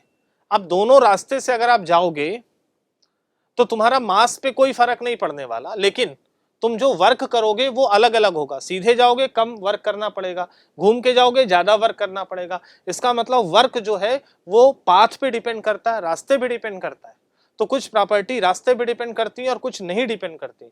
जो नहीं डिपेंड करती उसको स्टेट फंक्शन कहते हैं, और जो पाथ पे डिपेंड करता है उसे पाथ फंक्शन कहते हैं। 2 प्रॉपर्टी ही याद रखना, हीट और वर्क। हीट और वर्क 2 ऐसी प्रॉपर्टी जो पाथ पे डिपेंड करती है, तो ये पाथ फंक्शन होता है। और इसके अलावा जो ज्यादातर थर्मोडायनेमिक प्रॉपर्टी, ज्यादातर जो ऊष्मागतिकी गुण है वो स्टेट फंक्शन होते हैं, जो केवल इनिशियल और फाइनल स्टेट पे ही डिपेंड करते हैं। तो इसमें बोल रहा है कि कौन सा स्टेट फंक्शन नहीं है, विच of the following is not a state function, मतलब कौन सा पाथ फंक्शन है, कौन सा रास्ते पे डिपेंड करता है। तो पाथ फंक्शन में क्या आएगा? Pressure, heat, internal energy, temperature. केवल हीट होगी, क्योंकि प्रेशर डिपेंड करता है स्टेट पे, टेम्परेचर स्टेट फंक्शन है, इंटरनल एनर्जी स्टेट फंक्शन है। केवल हीट ऐसा फंक्शन है जो पाथ पे डिपेंड करता है। अलग अलग पाथ के लिए हीट और वर्क अलग अलग होता है, इसलिए हीट और वर्क जो है वो कैसा फंक्शन है? पाथ फंक्शन, स्टेट फंक्शन नहीं है। तो करेक्ट आंसर इसका सेकंड जाएगा। फिर इसी तरह से आपको अगले सवाल पे ले चलते हैं। अगला सवाल क्या कह रहा है? कह रहा है कि the enthalpy of combustion of carbon is -a kilojoule per mole, then the heat release during combustion of 0.012 gram of carbon is. ठीक है, heat of combustion of carbon दिया है -a किलोजूल पर मोल, मतलब 1 मोल के कंबशन में 1 kilojoule heat release होती है। अब देखो कार्बन का जब कंबशन होता है तो कैसे होता है? कार्बन का कंबशन कुछ ऐसे होता है, C। अगर कार्बन का कंबशन देखो तो कार्बन का कंबशन कुछ ऐसे होता है, C + O2 और इससे बनता है CO2। जब आप 1 मोल कार्बन लेते हो तो हीट कितनी रिलीज हो रही? डेल्टा H की वैल्यू -a किलोजूल है। 1 मोल का मतलब है 12 ग्राम, तो 12 ग्राम से जो हीट रिलीज हो रही है वो इतनी हो रही है। तो पूछ कितना रहा है? 0.012 ग्राम कार्बन को अगर कंबशन कराया जाए, उसका दहन कराया जाए, उसे जलाया जाए तो कितनी हीट रिलीज होगी? तो 12 ग्राम से इतनी रिलीज हो रही है, तो कितने से आपको निकालना है? 0.012 ग्राम। तो इतने कार्बन से कितनी रिलीज होगी आप निकाल लो। 12 ग्राम से ए रिलीज हो रही है तो इतने से रिलीज होगी -a इंटू यहाँ से 0.012 डिवाइडेड बाई यहाँ से 12 आ जाएगा। आप इसको सॉल्व कर लो, आप इसे सॉल्व कर लो तो कितना आएगा? ये हो गया -a/12, और इसको आप क्या लिख सकते हो? इसको लिख सकते हो 12 इंटू 10⁻³ ये लिख सकते हो। 12 से 12 कैंसिल हो गया। ये आंसर आपका किलो जूल में आया। तो यहाँ से है -a इंटू 10⁻³ किलो जूल। आप इसको अगर जूल में बनाओ तो ये होगा -a इंटू 10⁻³ और 1 किलो जूल में 1000 जूल होता है, तो 1000 से इसको मल्टीप्लाई कर दो तो ये जूल में आंसर आ गया। 1000 और 10⁻³ कैंसिल, यानी कि डायरेक्ट आंसर a जूल आएगा, यानी कि आपका आंसर a जूल आएगा, -a जूल। तो यहाँ से आपका आंसर आ गया कितना? -a joule. आप देखो कि -a जूल का ऑप्शन कहाँ पर है? a जूल का ऑप्शन यहाँ पर है, यानी कि करेक्ट आंसर ये होगा। 12 ग्राम से 1 किलो जूल हीट रिलीज हो रही है, 1 किलो जूल ऊष्मा मुक्त हो रही है, तो 0.012 से निकाल लिया आपने। तो इस तरह से यूनिटरी मेथड लगा लिया और सीधे तौर पे आपका सवाल सॉल्व हो गया। फिर आपको अगले सवाल पे ले चलते हैं। अगला सवाल क्या कह रहा है, ध्यान से देखिए। अगला सवाल ये कह रहा है कि a gas is allowed to expand adiabatically against a constant external pressure of 4 atmosphere from an initial volume 1 liter to final volume 5 liter. The change in internal energy of the gas in joule will be. यानी कि सवाल में ये कहा जा रहा है कि कोई एक गैस है, एक गैस को 4 एटमॉस्फेयर के नियत वाहिदाब के विरुद्ध रुद्धोष्म रूप से 1 लीटर से 5 लीटर तक प्रसारित होने में दिया जाता है, तो जूल में गैस की आंतरिक ऊर्जा में परिवर्तन क्या होगा। तो पहले देख लेते हैं क्या क्या दिया है। पहली चीज आपसे कह रहा है कि एडियाबैटिक प्रोसेस है, रुद्धोष्म प्रक्रम है, तो इसमें रुद्धोष्म प्रक्रम में Q तो 0 हो जाएगा। तो यहां से एक चीज तो आपको पता चल गया कि Q की वैल्यू 0 हो गई, क्योंकि एडियाबैटिक प्रोसेस है, रुद्धोष्म प्रक्रम में Q 0 होता है। प्रेशर कांस्टेंट है, और प्रेशर कितना दिया है, प्रेशर दिया है 4 एटमॉस्फेयर। वॉल्यूम कहां से कहां तक एक्सपेंड कर रहा है, स्टार्टिंग में वॉल्यूम है 1 लीटर, और 1 लीटर से कहां तक एक्सपेंड करा रहे हो, 5 लीटर तक, इतना एक्सपेंड करा रहे हो। तो पूछ रहा है कि इंटरनल एनर्जी में चेंज कितना होगा, जूल में गैस की आंतरिक ऊर्जा में परिवर्तन क्या होगा, मतलब डेल्टा यू पूछा जा रहा है। ये सीधा सीधा सवाल है। तो थर्मोडायनेमिक्स का फर्स्ट लॉ लगा दो, ऊष्मागतिकी का प्रथम नियम। प्रथम नियम क्या होता है, Q बराबर होता है डेल्टा यू, ठीक है, प्लस पी डेल्टा वी, यहां से लगा लिया। अब Q की वैल्यू 0 है, तो delta U plus P delta we, तो सीधा सीधा आपको डेल्टा यू बराबर क्या मिल जाएगा, डेल्टा यू बराबर मिलेगा पी डेल्टा वी। अब आपको वैल्यू रख देना, आपको आंसर मिल जाएगा। तो यहां से देखो डेल्टा यू बराबर पी डेल्टा वी, ठीक है, तो डेल्टा यू बराबर प्रेशर कितना दिया है 4 एटमॉस्फेयर, और डेल्टा वी होगा V2 माइनस V1। तो 1 लीटर से कहां तक एक्सपेंड कर रही है, 5 लीटर तक, तो V2 माइनस V1, V2 हो गया 5, ये हो गया -1, और यूनिट होगी लीटर एटमॉस्फेयर, क्योंकि प्रेशर एटमॉस्फेयर में है और वॉल्यूम लीटर में है, लीटर वायुमंडल यूनिट होगी, तो ये आएगा कुल मिला के 16 लीटर एटमॉस्फेयर। लेकिन आपसे आंसर पूछ रहा है जूल में, तो डेल्टा यू की वैल्यू तो आ गई, लेकिन आंसर जूल में पूछ रहा है। तो आपको ये पता होना चाहिए कि 1 लीटर एटमॉस्फेयर में 101.3 जूल होता है, ये आपको पता होना चाहिए, तभी सवाल लगा पाओगे, क्योंकि आंसर आपसे जूल में पूछ रहा है। तो 16 लीटर एटमॉस्फेयर, इसको जूल में बनाओ तो 101.3 जूल होगा। आप इसको सॉल्व कर लोगे, आपको आंसर मिल जाएगा। तो ये आप दिख रहा है लगभग 1600 के आसपास आएगा।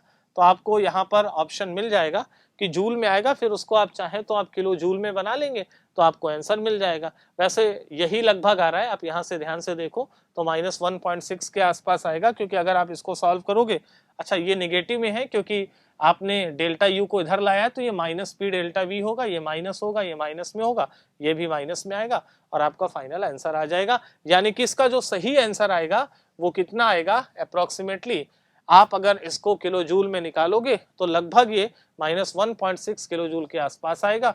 तो दैट विल बी आंसर, ये आपका आंसर होगा। फिर इसी तरह से आपको अगले सवाल पे ले चलते हैं। अगला सवाल कह रहा है कि in which of the following process entropy decreases, मतलब किस प्रोसेस में जो एंट्रोपी है वो घट रही है, एंट्रोपी कम हो रही है।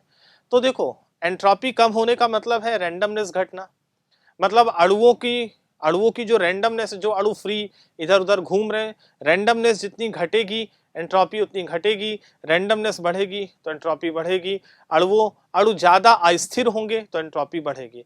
अणु की स्थिरता अगर बढ़ रही है, मतलब ज्यादा स्थिर हो जा रहे हैं, तो एंट्रोपी घटेगी।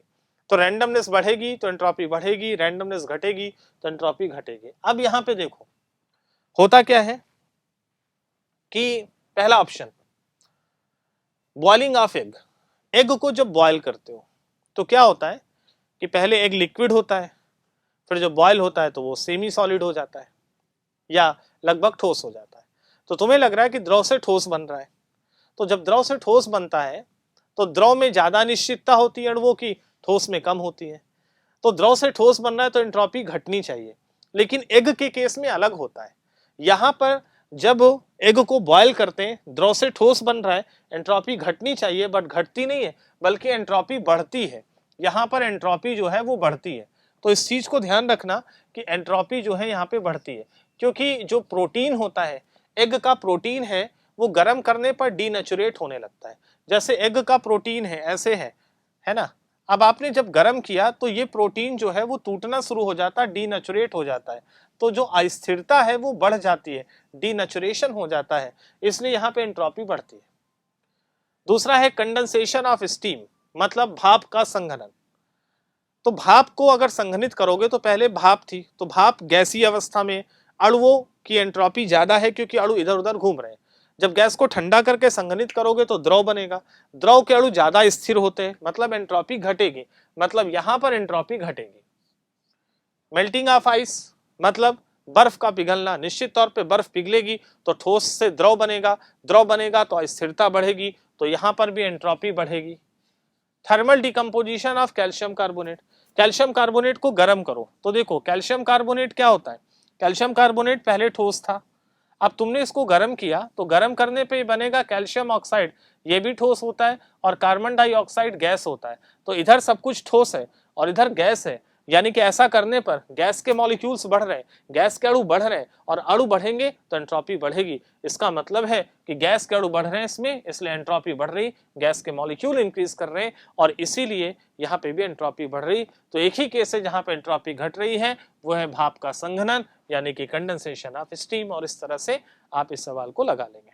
फिर आगे चलते हैं, अगला सवाल क्या कह रहा है, अगला सवाल ये कह रहा है कि एक रिएक्शन दी है, फॉर अ रिएक्शन ए से बी बन रहा है, डेल्टा एच 50 जूल पर मोल पर केल्विन है, डेल्टा एच 5 किलो जूल पर मोल है, तो maximum temperature up to which the reaction will be non spontaneous.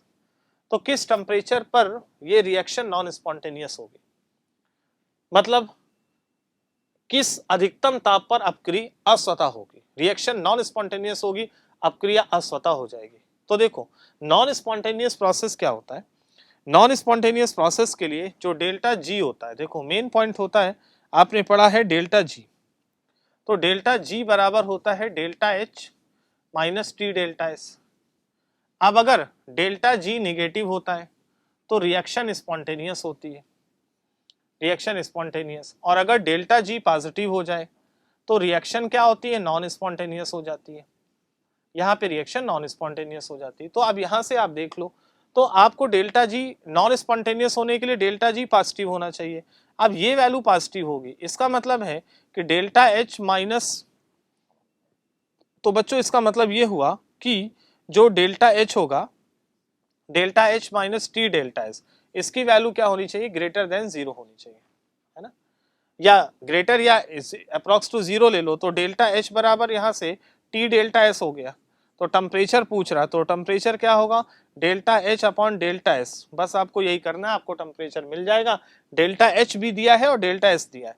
Delta H कितना है 5 किलो जूल, जूल में बनाओगे तो 5 इंटू 1000 जूल आ गया, और डेल्टा एस कितना दिया है 50 दिया है, आप इसको सॉल्व कर लो आपको आंसर मिल जाएगा, ये आएगा 100, तो यहाँ से आ जाएगा 100, तो आंसर कितना आ जाएगा 100 केल्विन के आसपास आएगा, यानी कि करेक्ट आंसर होगा 100 केल्विन, और इस तरह से इस टेम्परेचर पर ये रिएक्शन नॉन स्पॉन्टेनियस हो जाएगी।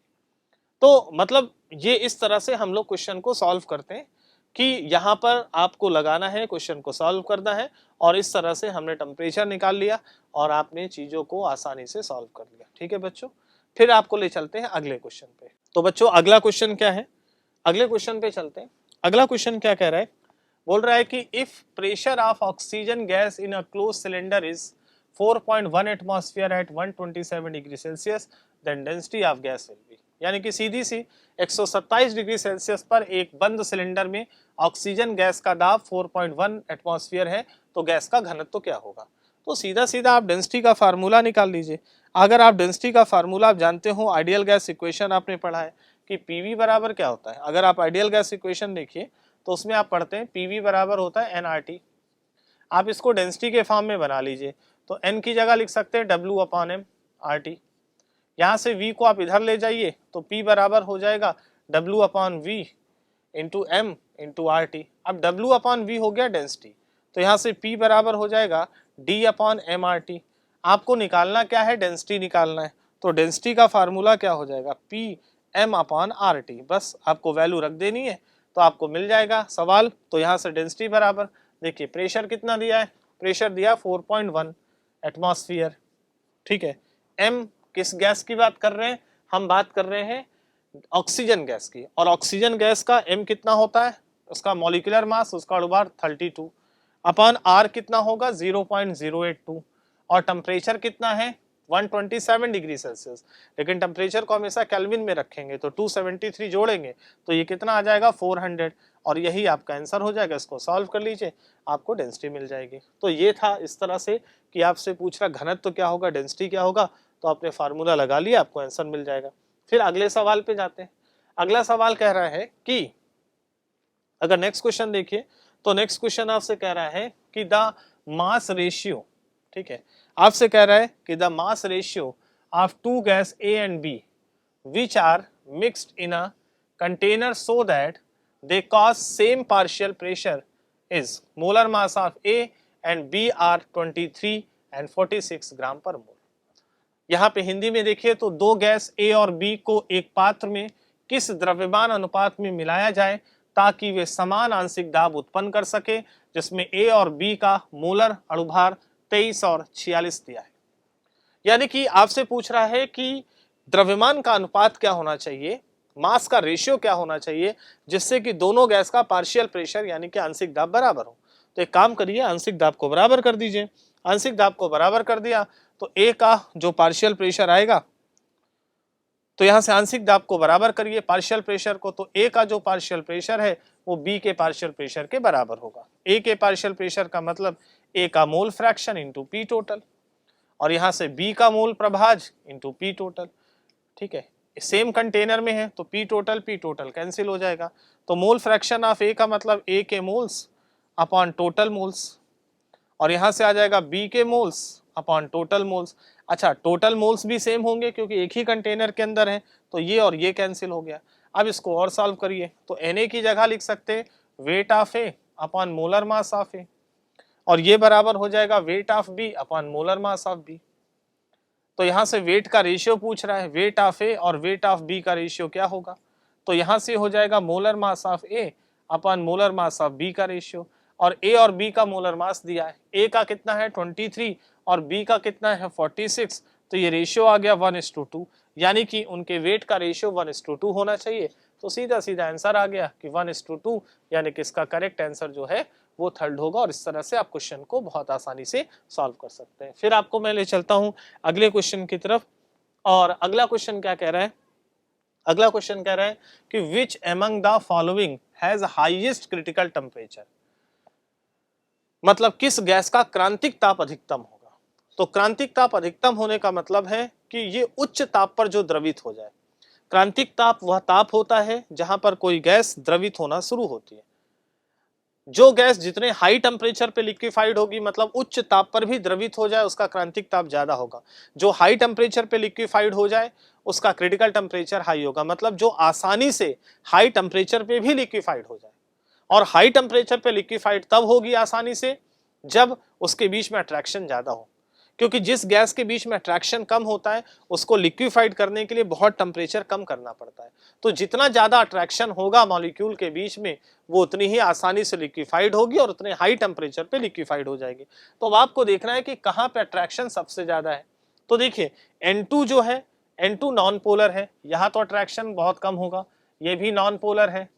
CO2 जो है वो भी नॉन पोलर होता है, O2 जो है वो भी नॉन पोलर है, लेकिन जो अमोनिया है वो पोलर है, और अमोनिया में हाइड्रोजन बॉन्डिंग होगी, साथ साथ हाइड्रोजन बॉन्डिंग, तो सबसे ज्यादा पोलर है, हाइड्रोजन बॉन्डिंग होगी, सबसे ज्यादा अट्रैक्शन होगा, और इसलिए ये बहुत आसानी से लिक्विफाइड होगी, हाई टेम्परेचर पे भी लिक्विफाइड हो सकती है, और इसलिए मैक्सिमम क्रिटिकल टेम्परेचर अमोनिया का आएगा, यानी कि जो करेक्ट आंसर है ये फोर्थ होगा। और फिर मैं आपको अगले क्वेश्चन की तरफ ले जाऊँ, और हमारा अगला क्वेश्चन क्या है, ध्यान से देखिए। क्वेश्चन ये कह रहा है कि which of the following is an incorrect statement about kinetic molecular theory of gas, यानी कि गैस के अणुगतिक सिद्धांत के बारे में निम्नलिखित में से कौन सा कथन गलत है, कौन सा कथन गलत है। तो पहला ऑप्शन है कि there is no force of attraction between the particle of a gas at ordinary temperature and pressure. ये स्टेटमेंट सही है क्योंकि काइनेटिक थ्योरी ऑफ गैस कहती है कि ऑर्डिनरी टेम्परेचर और प्रेशर पर गैस के मॉलिक्यूल के बीच में ना किसी तरह का अट्रैक्शन होता है, ना रिपल्शन होता है, गैस के अणुओं के बीच में ना कोई आकर्षण है ना प्रतिकर्षण होता है। तो पहला ऑप्शन सही है। दूसरा ऑप्शन है कि particle of a gas are always in constant and random motion, ये भी सही है, क्योंकि गैस के जो मॉलिक्यूल्स हैं वो रैंडम डायरेक्शन में कॉन्स्टेंटली मूव करते रहते हैं, रैंडमली मूव करते रहते हैं, स्ट्रेट लाइन मोशन करते हैं, ब्राउनी मोशन करते हैं, और इस हिसाब से particle of a gas move in all possible direction in straight line. ये भी सही है, क्योंकि गैस के पार्टिकल हर डायरेक्शन में मूव करते हैं, स्ट्रेट लाइन पाथ में मूव करते हैं, जिसको ब्राउनियन मोशन कहा जाता है। तो यानी कि गैस के जो कण सरल रेखाओं में सभी संभावित दिशा में गति करते हैं, तो ये भी सही है। और चौथी बात है कि collision of a gas molecule are perfectly non elastic. ये वाला जो स्टेटमेंट है बच्चों वो गलत है, और इसलिए गलत है ये स्टेटमेंट क्योंकि मॉलिक्यूल के बीच में जो कोलिजन होता है, गैस के मॉलिक्यूल के बीच में जो कोलिजन होता है वो परफेक्टली इलास्टिक कोलिजन होता है। इलास्टिक कोलिजन का मतलब कि कोलिजन से पहले नेट मोमेंटम और कोलिजन के बाद नेट मोमेंटम, कोलिजन से पहले संवेग और कोलिजन के बाद कुल संवेग हमेशा बराबर रहते हैं, इलास्टिक कोलिजन होता है। जबकि इसमें कह रहा है कि नॉन इलास्टिक कोलिजन है, इसका मतलब है कि ये वाला ऑप्शन गलत है, तो इनकरेक्ट स्टेटमेंट ये है। फिर आपको अगला सवाल की तरफ ले चलते हैं। अगला क्वेश्चन कह रहा है कि which of the following are isoelectronic and isostructural. तो देखो, मतलब निम्नलिखित में से कौन से सम इलेक्ट्रॉनिक और सम संरचनात्मक है। सम इलेक्ट्रॉनिक का मतलब कि कौन से ऐसे मॉलिक्यूल्स हैं, आइसो इलेक्ट्रॉनिक का मतलब कि कौन से ऐसे मॉलिक्यूल्स हैं जिसमें आउटर शेल में टोटल इलेक्ट्रॉन सेम है। अगर दो मॉलिक्यूल्स में जो एटम है उसके आउटर शेल में टोटल इलेक्ट्रॉन सेम है तो वो आइसो इलेक्ट्रॉनिक होता है। और आइसो स्ट्रक्चर का मतलब कि उसका शेप जो है वो एक ही तरह का हो तो वो आइसो स्ट्रक्चर होता है, सम संरचनात्मक होता है। तो आप क्या करोगे, सबसे पहले क्या करोगे कि आप ये देख लो, पेयर्स आपको दिए हैं, आपको देखना है कि आउटर शेल में टोटल इलेक्ट्रॉन किसमें सेम है। तो यहाँ से अगर आप ध्यान से देखो तो जो पहला ऑप्शन है वो है SO3 और दूसरा है ClO3। टोटल इलेक्ट्रॉन देखते हैं तो देखो SO3 में टोटल आउटर शेल में इलेक्ट्रॉन, सल्फर के आउटर शेल में टोटल 6 इलेक्ट्रॉन होते हैं, ऑक्सीजन के आउटर शेल में भी 6 इलेक्ट्रॉन होते हैं, तो 3 × 6 यानी कि ये 24 इलेक्ट्रॉन हो जाएंगे। यहाँ पे देखें तो क्लोरीन के आउटर शेल में 7 इलेक्ट्रॉन होते हैं, ऑक्सीजन के आउटर शेल में 6 होते हैं, और यहाँ पे टोटल 3 है, तो ये 18, और एक माइनस का मतलब है कि एक और इलेक्ट्रॉन आया है, तो एक ये जोड़ेंगे तो ये कितना हो गया, 18 एक 19, 19 7 26, यानी कि इसमें 26 इलेक्ट्रॉन आ रहे हैं जबकि इसमें 24 आ रहे हैं, तो ये आइसो इलेक्ट्रॉनिक नहीं है, मतलब पहला ऑप्शन तो गलत हो गया। अब आते हैं दूसरे ऑप्शन में। दूसरा ऑप्शन यहाँ पे देखो, सेकंड ऑप्शन में क्या कह रहा है कि ClO3 माइनस है और दूसरा है CO3-2। अब ClO3- में अभी आपने निकाला है कि इसमें जो टोटल इलेक्ट्रॉन आ रहे हैं वो 26 है, और इसमें निकाल लीजिए टोटल इलेक्ट्रॉन, तो कार्बन के पास टोटल होते हैं आउटर शेल में total atomic number 6, outer shell में 4 इलेक्ट्रॉन, और ऑक्सीजन के आउटर शेल में होते हैं 6 इलेक्ट्रॉन, तो यहाँ से 3 × 6 हो जाएगा, और 2 माइनस लगा है, इसका मतलब 2 इलेक्ट्रॉन और आ रहा है, तो टोटल कितने हो गए, ये 6 3 18, 18 and 4 दैट इज 22 and 2 24, यानी कि इसमें 24 इलेक्ट्रॉन आ रहे हैं। इसका मतलब इसमें दोनों में इलेक्ट्रॉन बराबर नहीं है, इसमें 26 है, इसमें 24 है, तो ये ऑप्शन भी गलत हो गया। अब आते हैं थर्ड ऑप्शन पे। थर्ड ऑप्शन है NO3- एंड CO3-2। तो थर्ड ऑप्शन देखिए, थर्ड ऑप्शन है NO3- और है CO3-2। अब इसमें टोटल इलेक्ट्रॉन देखिए, तो नाइट्रोजन के पास टोटल इलेक्ट्रॉन आउटर शेल में 5 होते हैं, ऑक्सीजन के पास 6 होते हैं, तो 3 × 6, और एक माइनस का मतलब एक इलेक्ट्रॉन और, तो ये टोटल आ गया 24 इलेक्ट्रॉन। और इसमें भी आप देखिए तो अभी आपने निकाला है कार्बोनेट में टोटल इलेक्ट्रॉन 24 होते हैं, तो दोनों में 24 इलेक्ट्रॉन है, मतलब दोनों ही आइसो इलेक्ट्रॉनिक है, सम इलेक्ट्रॉनिक है, और दोनों का स्ट्रक्चर भी सेम होगा, क्योंकि यही ऑप्शन करेक्ट ऑप्शन होगा, क्योंकि नाइट्रेट और कार्बोनेट दोनों का जो स्ट्रक्चर होता है वो ट्राइगोनल प्लेनर स्ट्रक्चर होता है। आप अगर कार्बोनेट का स्ट्रक्चर बनाए तो आपको सेम स्ट्रक्चर मिलेगा। देखिए यहाँ पे जैसे नाइट्रेट का स्ट्रक्चर होता है N डबल बॉन्ड O, यहाँ पे होता है O- और एक पेयर ये देता है ट्राइगोनल प्लेनर। कार्बोनेट का स्ट्रक्चर होता है COO, यहाँ पर O- और यहाँ पर भी O-, दोनों ही ट्राइगोनल प्लेनर स्ट्रक्चर होता है, त्रिकोणीय समतली स्ट्रक्चर होता है, तो इलेक्ट्रॉन भी सेम है, स्ट्रक्चर भी सेम है, इसलिए थर्ड इसका सही आंसर होगा। फिर मैं आपको अगले क्वेश्चन की तरफ ले चलता हूं। अगला क्वेश्चन कह रहा है कि the number of lone pair on xenon in HCF2 is, मतलब HCF2 में जिनान पर एकाकी युग्म की संख्या कितनी है, मतलब जिनान में कितने लोन पेयर हैं। तो अगर आप HCF2 का स्ट्रक्चर बनाओ तो क्या बनेगा, HCF2 का ये होता है, जिनान के आउटर शेल में टोटल कितने इलेक्ट्रॉन होते हैं, 8 इलेक्ट्रॉन, 8 में से 2 इलेक्ट्रॉन शेयरिंग में पार्ट ले रहे हैं, तो 2 ने पार्ट ले लिया तो टोटल 6 बचेंगे, एक पेयर ये, एक पेयर ये और एक पेयर ये, तो टोटल इसके पास कितने इलेक्ट्रॉन पेयर बच रहे हैं। पूछ रहा है कितने लोन पेयर होंगे जिनान के पास, तो आप ध्यान से देखो, तो जिनान के पास एक लोन पेयर ये है, दूसरा ये है, तीसरा ये, यानी कि 3 लोन पेयर्स होंगे। इसका मतलब इसका करेक्ट आंसर पहला होगा, इसके पास जिनान के पास टोटल 3 लोन पेयर इलेक्ट्रॉन होंगे। फिर आपको मैं अगले सवाल की तरफ ले चलता हूं। अगला क्वेश्चन ये कह रहा है कि the correct order of covalent character of given compound, दिए गए यौगिकों के साथ संयोजक लक्षणों का सही क्रम क्या है। तो यहाँ पर फजांस रूल लगेगा, और कोवेलेंट कैरेक्टर में आपने पोलराइजेशन इफेक्ट या फजांस रूल या आयन डिफॉर्मेशन इफेक्ट पढ़ा है, आयनों का ध्रुवीकरण या फजांस का नियम पढ़ा है। उसमें आपने पढ़ा है कि कोवेलेंट कैरेक्टर कब ज्यादा होता है, आयनिक कंपाउंड का जो कोवेलेंट कैरेक्टर है वो ज्यादा तब होता है जब कैटायन पर चार्ज ज्यादा हो, चार्ज ऑफ कैटायन यानी कि धनायन पर आवेश ज्यादा हो, उतना ही ज्यादा पोलराइजेशन होता है एनायन का, उतना ही ज्यादा ध्रुवीकरण होता है ऋणायन का, या कैटायन का साइज जो है वो छोटा हो, साइज ऑफ कैटायन। तो जितना ज्यादा चार्ज होगा उतना ज्यादा कोवेलेंट कैरेक्टर होगा।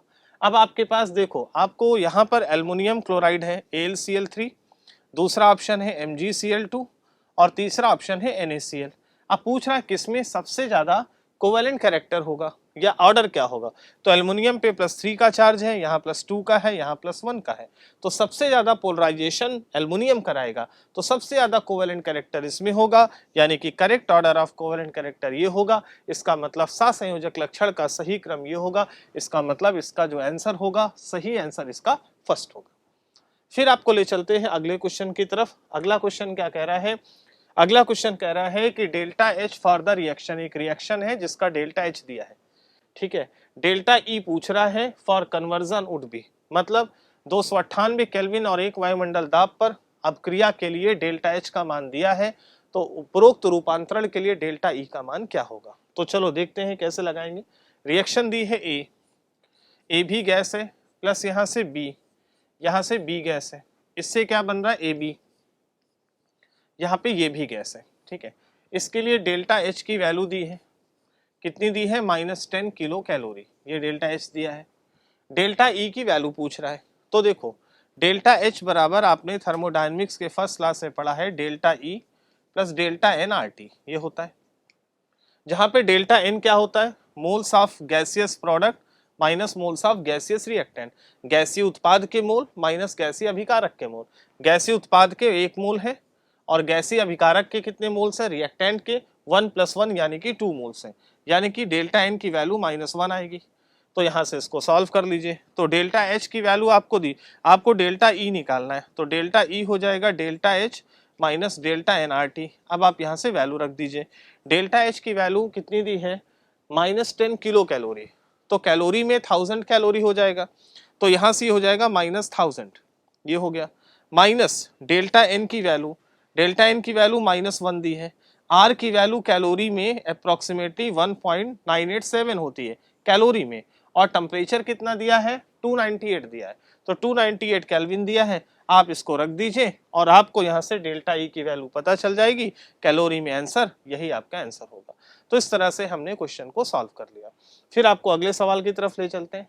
अगला क्वेश्चन क्या कह रहा है, ध्यान से देखिए, कह रहा है कि at 27 degree Celsius and 760 mm of Hg pressure a gas occupied 300 ml volume, the pressure of the gas when temperature become 70 degree Celsius and volume become 290 ml is, यानी कि आपके पास दो कंडीशन है, 27 डिग्री और 760 mm दाब पर एक gas का 300 ml है, जब टेम्परेचर 17 डिग्री और आयतन 290 ml हो जाता है तो गैस का दाब क्या होगा। तो ये बहुत ही आसान सवाल है, इसको हम गैस इक्वेशन से, गैस समीकरण से लगा सकते हैं। देखो पहले दिया है टेम्परेचर 27 डिग्री सेल्सियस, मतलब केल्विन में आ जाएगा 300 केल्विन, ठीक, प्रेशर यहाँ पे दिया है 760 mm और यहाँ पर वॉल्यूम कितना दिया है, वॉल्यूम दिया है 300 ml, ठीक है। बाद में क्या कह रहा है, बाद में बोल रहा है कि pressure of the gas when temperature becomes 17 degree Celsius and volume become 290 ml।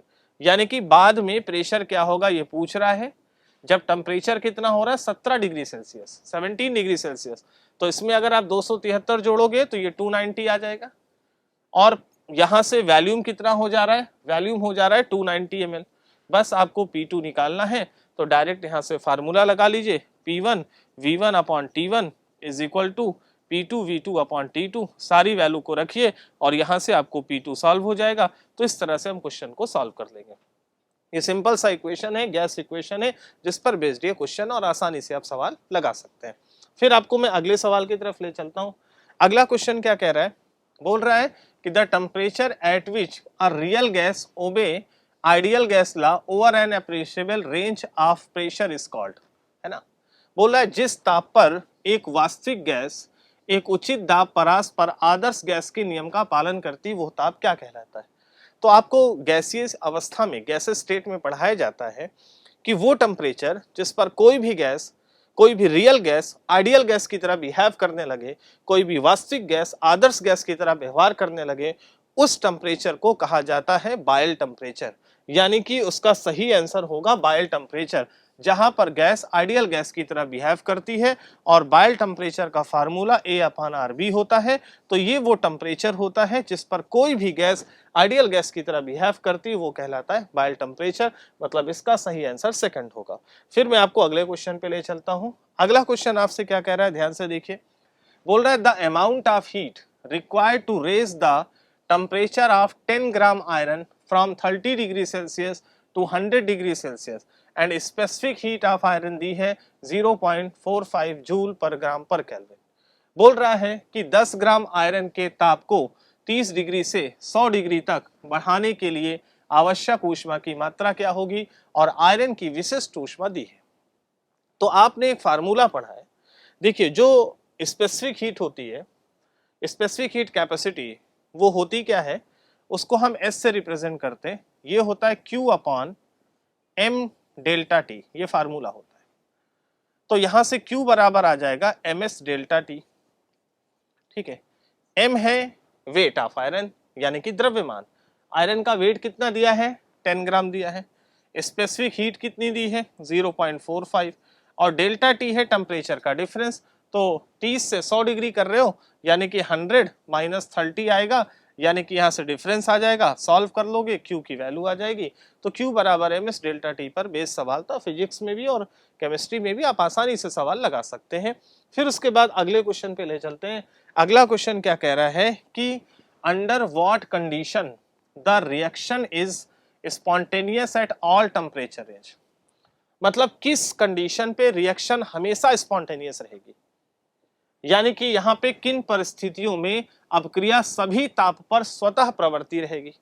तो आपने स्वतः प्रवृत्ति के लिए कंडीशन पढ़ी है, क्या पढ़ी है स्वतः प्रवृत्ति के लिए, आपने गिब्स एनर्जी पढ़ा है, delta G is equal to delta H minus T delta S।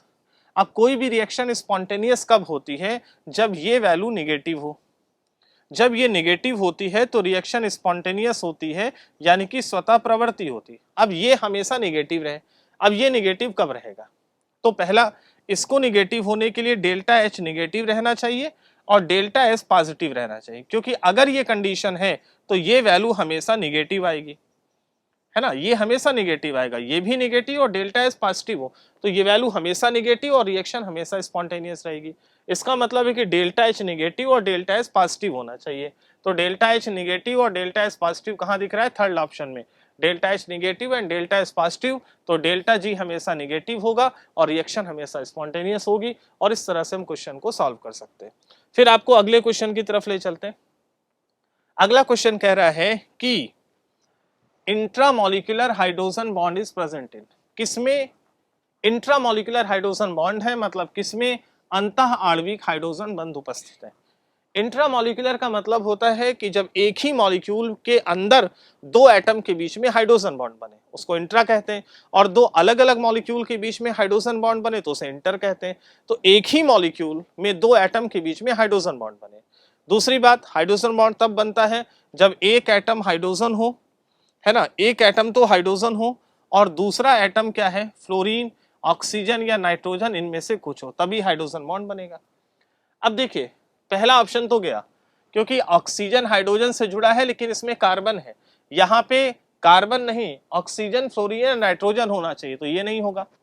दूसरा ऑप्शन होगा, क्यों होगा, क्योंकि दूसरे ऑप्शन में देखिए यहाँ पर ये OH है, ठीक है, और यहाँ पर ये NO2 है, N डबल बॉन्ड O और ये O, तो यहाँ पर H पे पार्शियल प्लस होगा, यहाँ पे इसको बगल में ऑक्सीजन मिल रहा है, अब हाइड्रोजन इस ऑक्सीजन के साथ हाइड्रोजन बॉन्ड बनाएगा, यानी कि यही वाला ऑप्शन सही होगा। तीसरा क्यों नहीं होगा, क्योंकि O के साथ हाइड्रोजन नहीं जुड़ा है, तो ये भी नहीं होगा।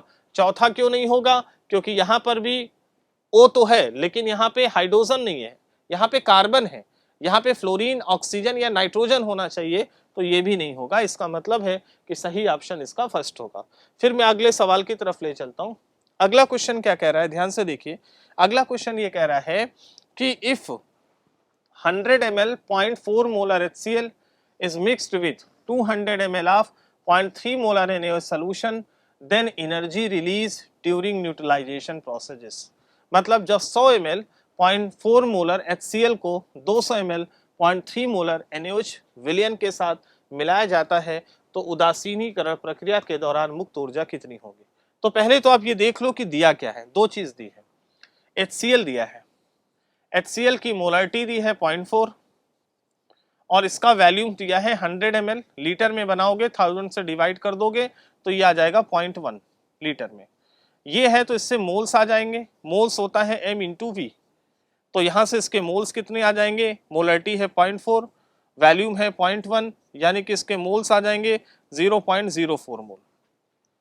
इसी तरह से NaOH दिया है, NaOH की मोलरिटी कितनी दी है, ध्यान से देखिए, NaOH की मोलरिटी 0.3 है और इसका वैल्यूम 300 ml है, लीटर में बनाओगे तो 1000 से डिवाइड करोगे तो यहाँ से 0.3 आ जाएगा, तो इसके अगर आप मोल्स निकालो तो m इंटू वी आ जाएगा, यानी कि 0.3 इंटू 0.3 0.09 मोल्स आएंगे। ये इसके मोल्स आ गए, इसके मोल ये है और इसके मोल ये है, ये तो आ गए ये। अब दोनों की जब रिएक्शन होगी तो आपने हीट ऑफ न्यूट्रलाइजेशन में पढ़ा है कि जब 1 gram equivalent of acid 1 gram equivalent of base से रिएक्ट करता है तो जो हीट रिलीज होती है उसे हीट ऑफ न्यूट्रलाइजेशन कहा जाता है। जब अम्ल का 1 ग्राम तुल्यांक क्षार के 1 ग्राम तुल्यांक से अपक्रिया करता है तो जो ऊष्मा मुक्त होती है उसे उदासीनीकरण ऊष्मा कहा जाता है। अब उस हिसाब से अगर आप ध्यान से देखो तो यहाँ पे क्या करोगे, देखो यहाँ पर ये HCl है, इसकी रिएक्शन NaOH से कराई, यहाँ से बनेगा NaCl प्लस H2O। अच्छा यहाँ पर अगर देखा जाए तो इसका 1 मोल है और 1 मोल इसके 1 ग्राम इक्विवेलेंट के बराबर होगा क्योंकि n फैक्टर 1 है और इसका भी 1 मोल है, इसका भी n फैक्टर 1 है तो ये भी 1 ग्राम इक्विवेलेंट के बराबर होगा। अच्छा जब 1 मोल एसिड 1 मोल बेस से रिएक्ट करेगा तो जो हीट रिलीज होती है, अच्छा दोनों ही स्ट्रांग है, ये स्ट्रांग एसिड है और ये स्ट्रांग बेस है, एक प्रबल अम्ल है और प्रबल क्षार है, तो इस केस में जो एनर्जी रिलीज होती है वो -13.7 किलो कैलोरी के आसपास या -57.4 किलो जूल के आसपास रिलीज होती है। जब 1 मोल एसिड 1 मोल बेस से रिएक्ट करता है तो इतनी एनर्जी रिलीज होती है, जबकि क्वेश्चन में आपको दिया क्या, ये तो स्टैंडर्ड कंडीशन है। क्वेश्चन में गिवन क्या है, गिवन कंडीशन में कह रहा है कि इसका केवल 0.04 मोल है और इसका 0.09 मोल है। तो अगर आप ध्यान से देखो तो 1 मोल 1 से रिएक्ट करता है तो 0.04 इसके 0.04 से ही करेगा, तो ये ज्यादा है, ये एक्सेस में है, और अगर ये एक्सेस में है तो लिमिटिंग रीजेंट ये होगा, तो रिएक्शन केवल 0.04 मोल की ही होगी, इसका 0.04 इसके 0.04 से रिएक्ट करेगा। अब देखो 1 मोल जब रिएक्ट करता है तो इतनी एनर्जी रिलीज होती है, तो 0.04 मोल से कितनी एनर्जी रिलीज होगी आप निकाल लो, तो डायरेक्ट आपको आंसर आ जाएगा। यहां से क्या लिखोगे, यहां से because 1 mole HCl gives on neutralization, जब इसका न्यूट्रलाइजेशन करते हो तो कितनी एनर्जी रिलीज होती है, -57.4 किलो जूल के आसपास, ठीक है। तो यहां से है कितना HCl 0.04, तो यहाँ से 0.04 मोल अगर न्यूट्रलाइज होगा तो कितनी एनर्जी रिलीज होगी, -57.4 इंटू 0.04 किलो जूल पर मोल, और यही आपका सही आंसर होगा। और इस तरह से नेट एनर्जी आप निकाल सकते हैं कि कितनी एनर्जी रिलीज होगी, और इस तरह से हम क्वेश्चन को सॉल्व कर सकते हैं। आंसर आपका किलो जूल में आ रहा है तो आप किलो जूल में आप बता दीजिए, तो इस तरह से 0.04 मोल से कितनी रिलीज होगी आप निकाल लोगे। फिर इसी तरह से बच्चों अगले सवाल पे चलते हैं। तो अगला क्वेश्चन कह रहा है कि PO bond order in phosphate is, मतलब फॉस्फेट में पीओ बंध का बंध क्रम क्या होगा। अब ध्यान से देखना, बॉन्ड ऑर्डर निकालने के लिए आप मॉलिक्यूलर ऑर्बिटल थ्योरी पढ़ते हो, उसमें पढ़ते हो bond order number of bonding electron minus anti bonding electron divided by 2। लेकिन यहां पर ध्यान देने वाली बात यह है कि जब रेजोनेंस होता है फॉस्फेट में अनुनाद होता है, और अनुनाद के केस में बॉन्ड ऑर्डर अलग तरह से निकालते हैं, क्योंकि जो फॉस्फेट आयन है उसमें रेजोनेंस होता है। ये है आपका PO4-3 और इसका स्ट्रक्चर होता है POO, और यहाँ पर ये O, एक यहाँ पर, एक यहाँ पर, एक यहाँ पर, एक माइनस यहाँ ये लोन पेयर होगा, एक माइनस यहाँ ये लोन पेयर होगा, एक माइनस यहाँ ये लोन पेयर होगा, टोटल आपके पास ये। अब ये रेजोनेंस शो करेगा, क्यों? क्योंकि पाई के अल्टरनेट पे लोन पेयर है, पाई के एकांतर क्रम पे लोन पेयर है। तो जब भी रेजोनेंस होता है तो ये माइनस इधर चला आएगा, ये बॉन्ड इधर शिफ्ट होगा, क्योंकि पाई इलेक्ट्रॉन घूमता रहता है, डिलोकलाइज करता रहता है। तो ना ये प्योर सिंगल बॉन्ड है ना ये प्योर डबल बॉन्ड है, दोनों के बीच का है। तो बॉन्ड ऑर्डर निकालने का तरीका ये होगा, जब रेजोनेंस होता है तो ये होता है total number of bond, total जितने बॉन्ड होते हैं upon total conjugate position, total इसमें कितनी कंजुगेट पोजीशन है ये होता है, या टोटल कितने रेजोनेटिंग स्ट्रक्चर, कितनी अनुनादी संरचना बनेगी। वैसे कंजुगेट पोजीशन कितनी है इसमें, ध्यान से देखो, जितनी कंजुगेट पोजीशन होती है उतने ही रेजोनेटिंग स्ट्रक्चर बनते हैं। तो पाई के अल्टरनेट पर एक कंजुगेट ये है, एक ये है, एक ये है, तो 1 2 3 4 कंजुगेट पोजीशन टोटल 4 होगी, और जितनी कंजुगेट पोजीशन होती है उतने ही रेजोनेटिंग स्ट्रक्चर बनते हैं, तो रेजोनेटिंग स्ट्रक्चर भी 4 बनेंगे। तो टोटल नंबर ऑफ बॉन्ड कितने हैं देखो, 2 1 3 1 4 और 5, और कंजुगेट पोजीशन है 4, तो बॉन्ड ऑर्डर आएगा 1.25, यानी कि फास्फेट और फास्फोरस और ऑक्सीजन के बीच का बॉन्ड ऑर्डर 1.25 होगा, यानी कि करेक्ट आंसर आपका ये होगा। तो ये है क्वेश्चन। फिर मैं आपको अगले क्वेश्चन की तरफ ले चलता हूं। अगला क्वेश्चन क्या कह रहा है, ध्यान से देखिए, स्टेटमेंट वाला है कि ClO4- is tetrahedral in shape, Cl atom in ClO4 is sp3 hybrid. अब ये आपको देखना है, क्या ClO4 का शेप टेट्राहेड्रल है, चतुष्फलकी है। तो अगर आप ClO4 का स्ट्रक्चर बनाएं तो देखिए कैसे बनेगा। अगर हम ClO4 का स्ट्रक्चर बनाते हैं तो ये ClO4- है, क्लोरीन के आउटर शेल में 7 इलेक्ट्रॉन होते हैं, 7 में से यहाँ से डबल बॉन्ड हो, डबल बॉन्ड हो, डबल बॉन्ड हो, और ये O- ये बनेगा। तो यहाँ पर क्लोरीन का हाइब्रिडाइजेशन देखिए, 1 सिग्मा, 2 सिग्मा, 3 सिग्मा, 4 सिग्मा, कोई लोन पेयर नहीं है, हाइब्रिडाइजेशन sp3 है, और इसका शेप जो है वो टेट्राहेड्रल ही बनेगा।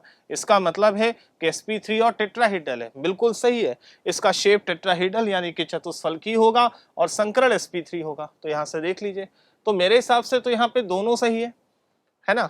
ClO4 टेट्राहेड्रल शेप का है, सही है। Cl atom in ClO4 is sp3 hybrid, ये भी सही है। तो बोथ स्टेटमेंट इज करेक्ट, है ना, यानी कि both statement first and second is correct, both statement first and statement incorrect, statement first is correct but statement second is incorrect, statement first is incorrect and statement second is incorrect. तो पहला ही सही है क्योंकि दोनों statement सही है, यानी कि कथन 1 और कथन 2 दोनों सही है, हाइब्रिडाइजेशन sp3 है और शेप टेट्राहेड्रल है। फिर मैं आपको लास्ट क्वेश्चन की तरफ ले चलता हूं, और लास्ट क्वेश्चन क्या कह रहा है, ध्यान से देखिए कि standard molar enthalpy of formation of which of the following species is 0 at 298 Kelvin. यहाँ पे देखिए 298 केल्विन पर निम्नलिखित में से किस स्पीसीज की मानक संभवन एंथैल्पी 0 होती है। संभवन एंथैल्पी का मतलब है, या एंथैल्पी ऑफ फॉर्मेशन का मतलब है कि जब 1 मोल कंपाउंड का फॉर्मेशन होता है तो जो नेट हीट रिलीज होती है उसे एंथैल्पी ऑफ फॉर्मेशन कहते हैं। लेकिन जो नेचुरल एलिमेंट्स होते हैं, जो प्राकृतिक तत्व हैं, जो प्रकृति में पहले से हैं, उनको आप बना नहीं सकते और इसलिए उनकी स्टैंडर्ड एंथैल्पी ऑफ फॉर्मेशन 0 माना जाता है। एलिमेंट की नेचुरल स्टेट में एंथैल्पी ऑफ फॉर्मेशन 0 होती है। कोई भी एलिमेंट अपनी नेचुरल स्टेट में है तो उसकी एंथैल्पी ऑफ फॉर्मेशन 0 होती है। अब आप देखिए, जैसे ये क्लोरीन, पहला ऑप्शन है क्लोरीन, ये गैस है, क्लोरीन गैस है, लेकिन नेचर में Cl2 होता है, ये Cl दिया है तो ये नहीं होगा। अगर Cl2 होता तो फिर इसका एंथैल्पी ऑफ फॉर्मेशन 0 होता, क्योंकि नेचर में क्लोरीन Cl2 के फॉर्म में पाया जाता है, तो पहला ऑप्शन तो नहीं होगा। दूसरा CO2 गैस, ये भी नहीं होगा। क्यों? क्योंकि एलिमेंट का होता है, कार्बन डाइऑक्साइड एक मॉलिक्यूल है, एक अणु है, तत्व का होता है, यौगिक का नहीं होता। तीसरा हाइड्रोजन गैस, ये बिल्कुल सही है, क्योंकि नेचर में जो हाइड्रोजन है वो H2 के फॉर्म में ही पाया जाता है, ये नेचुरल फॉर्म है और इसका एंथैल्पी ऑफ फॉर्मेशन 0 होगा। चौथा क्यों नहीं होगा? Br2, ब्रोमीन Br2 के रूप में तो पाया जाता है, लेकिन वो गैस नहीं होता, बल्कि नेचर में वो लिक्विड होता है। अगर ये लिक्विड होता तो एंथैल्पी ऑफ फॉर्मेशन 0 होता। तो चारों में केवल यही ऑप्शन है जहां पर एंथैल्पी ऑफ फॉर्मेशन 0 होगा। एलिमेंट अपनी नेचुरल स्टेट में है तो एंथैल्पी ऑफ फॉर्मेशन 0 होता है बच्चों। और इस तरह से ये पूरे 50 क्वेश्चन का डिस्कशन किया गया और आप हर एक सवाल को डिटेल में समझ सकते हैं बच्चों। और अगर फिर भी अगर कोई कंफ्यूजन है तो आप टेक्स्ट कर सकते हैं, आप यहाँ पे डाउट काउंटर में क्वेश्चंस को पूछ सकते हैं बच्चों। तो आज का पेपर डिस्कशन यहाँ पे खत्म होता है। थैंक यू बच्चों, थैंक यू वेरी मच।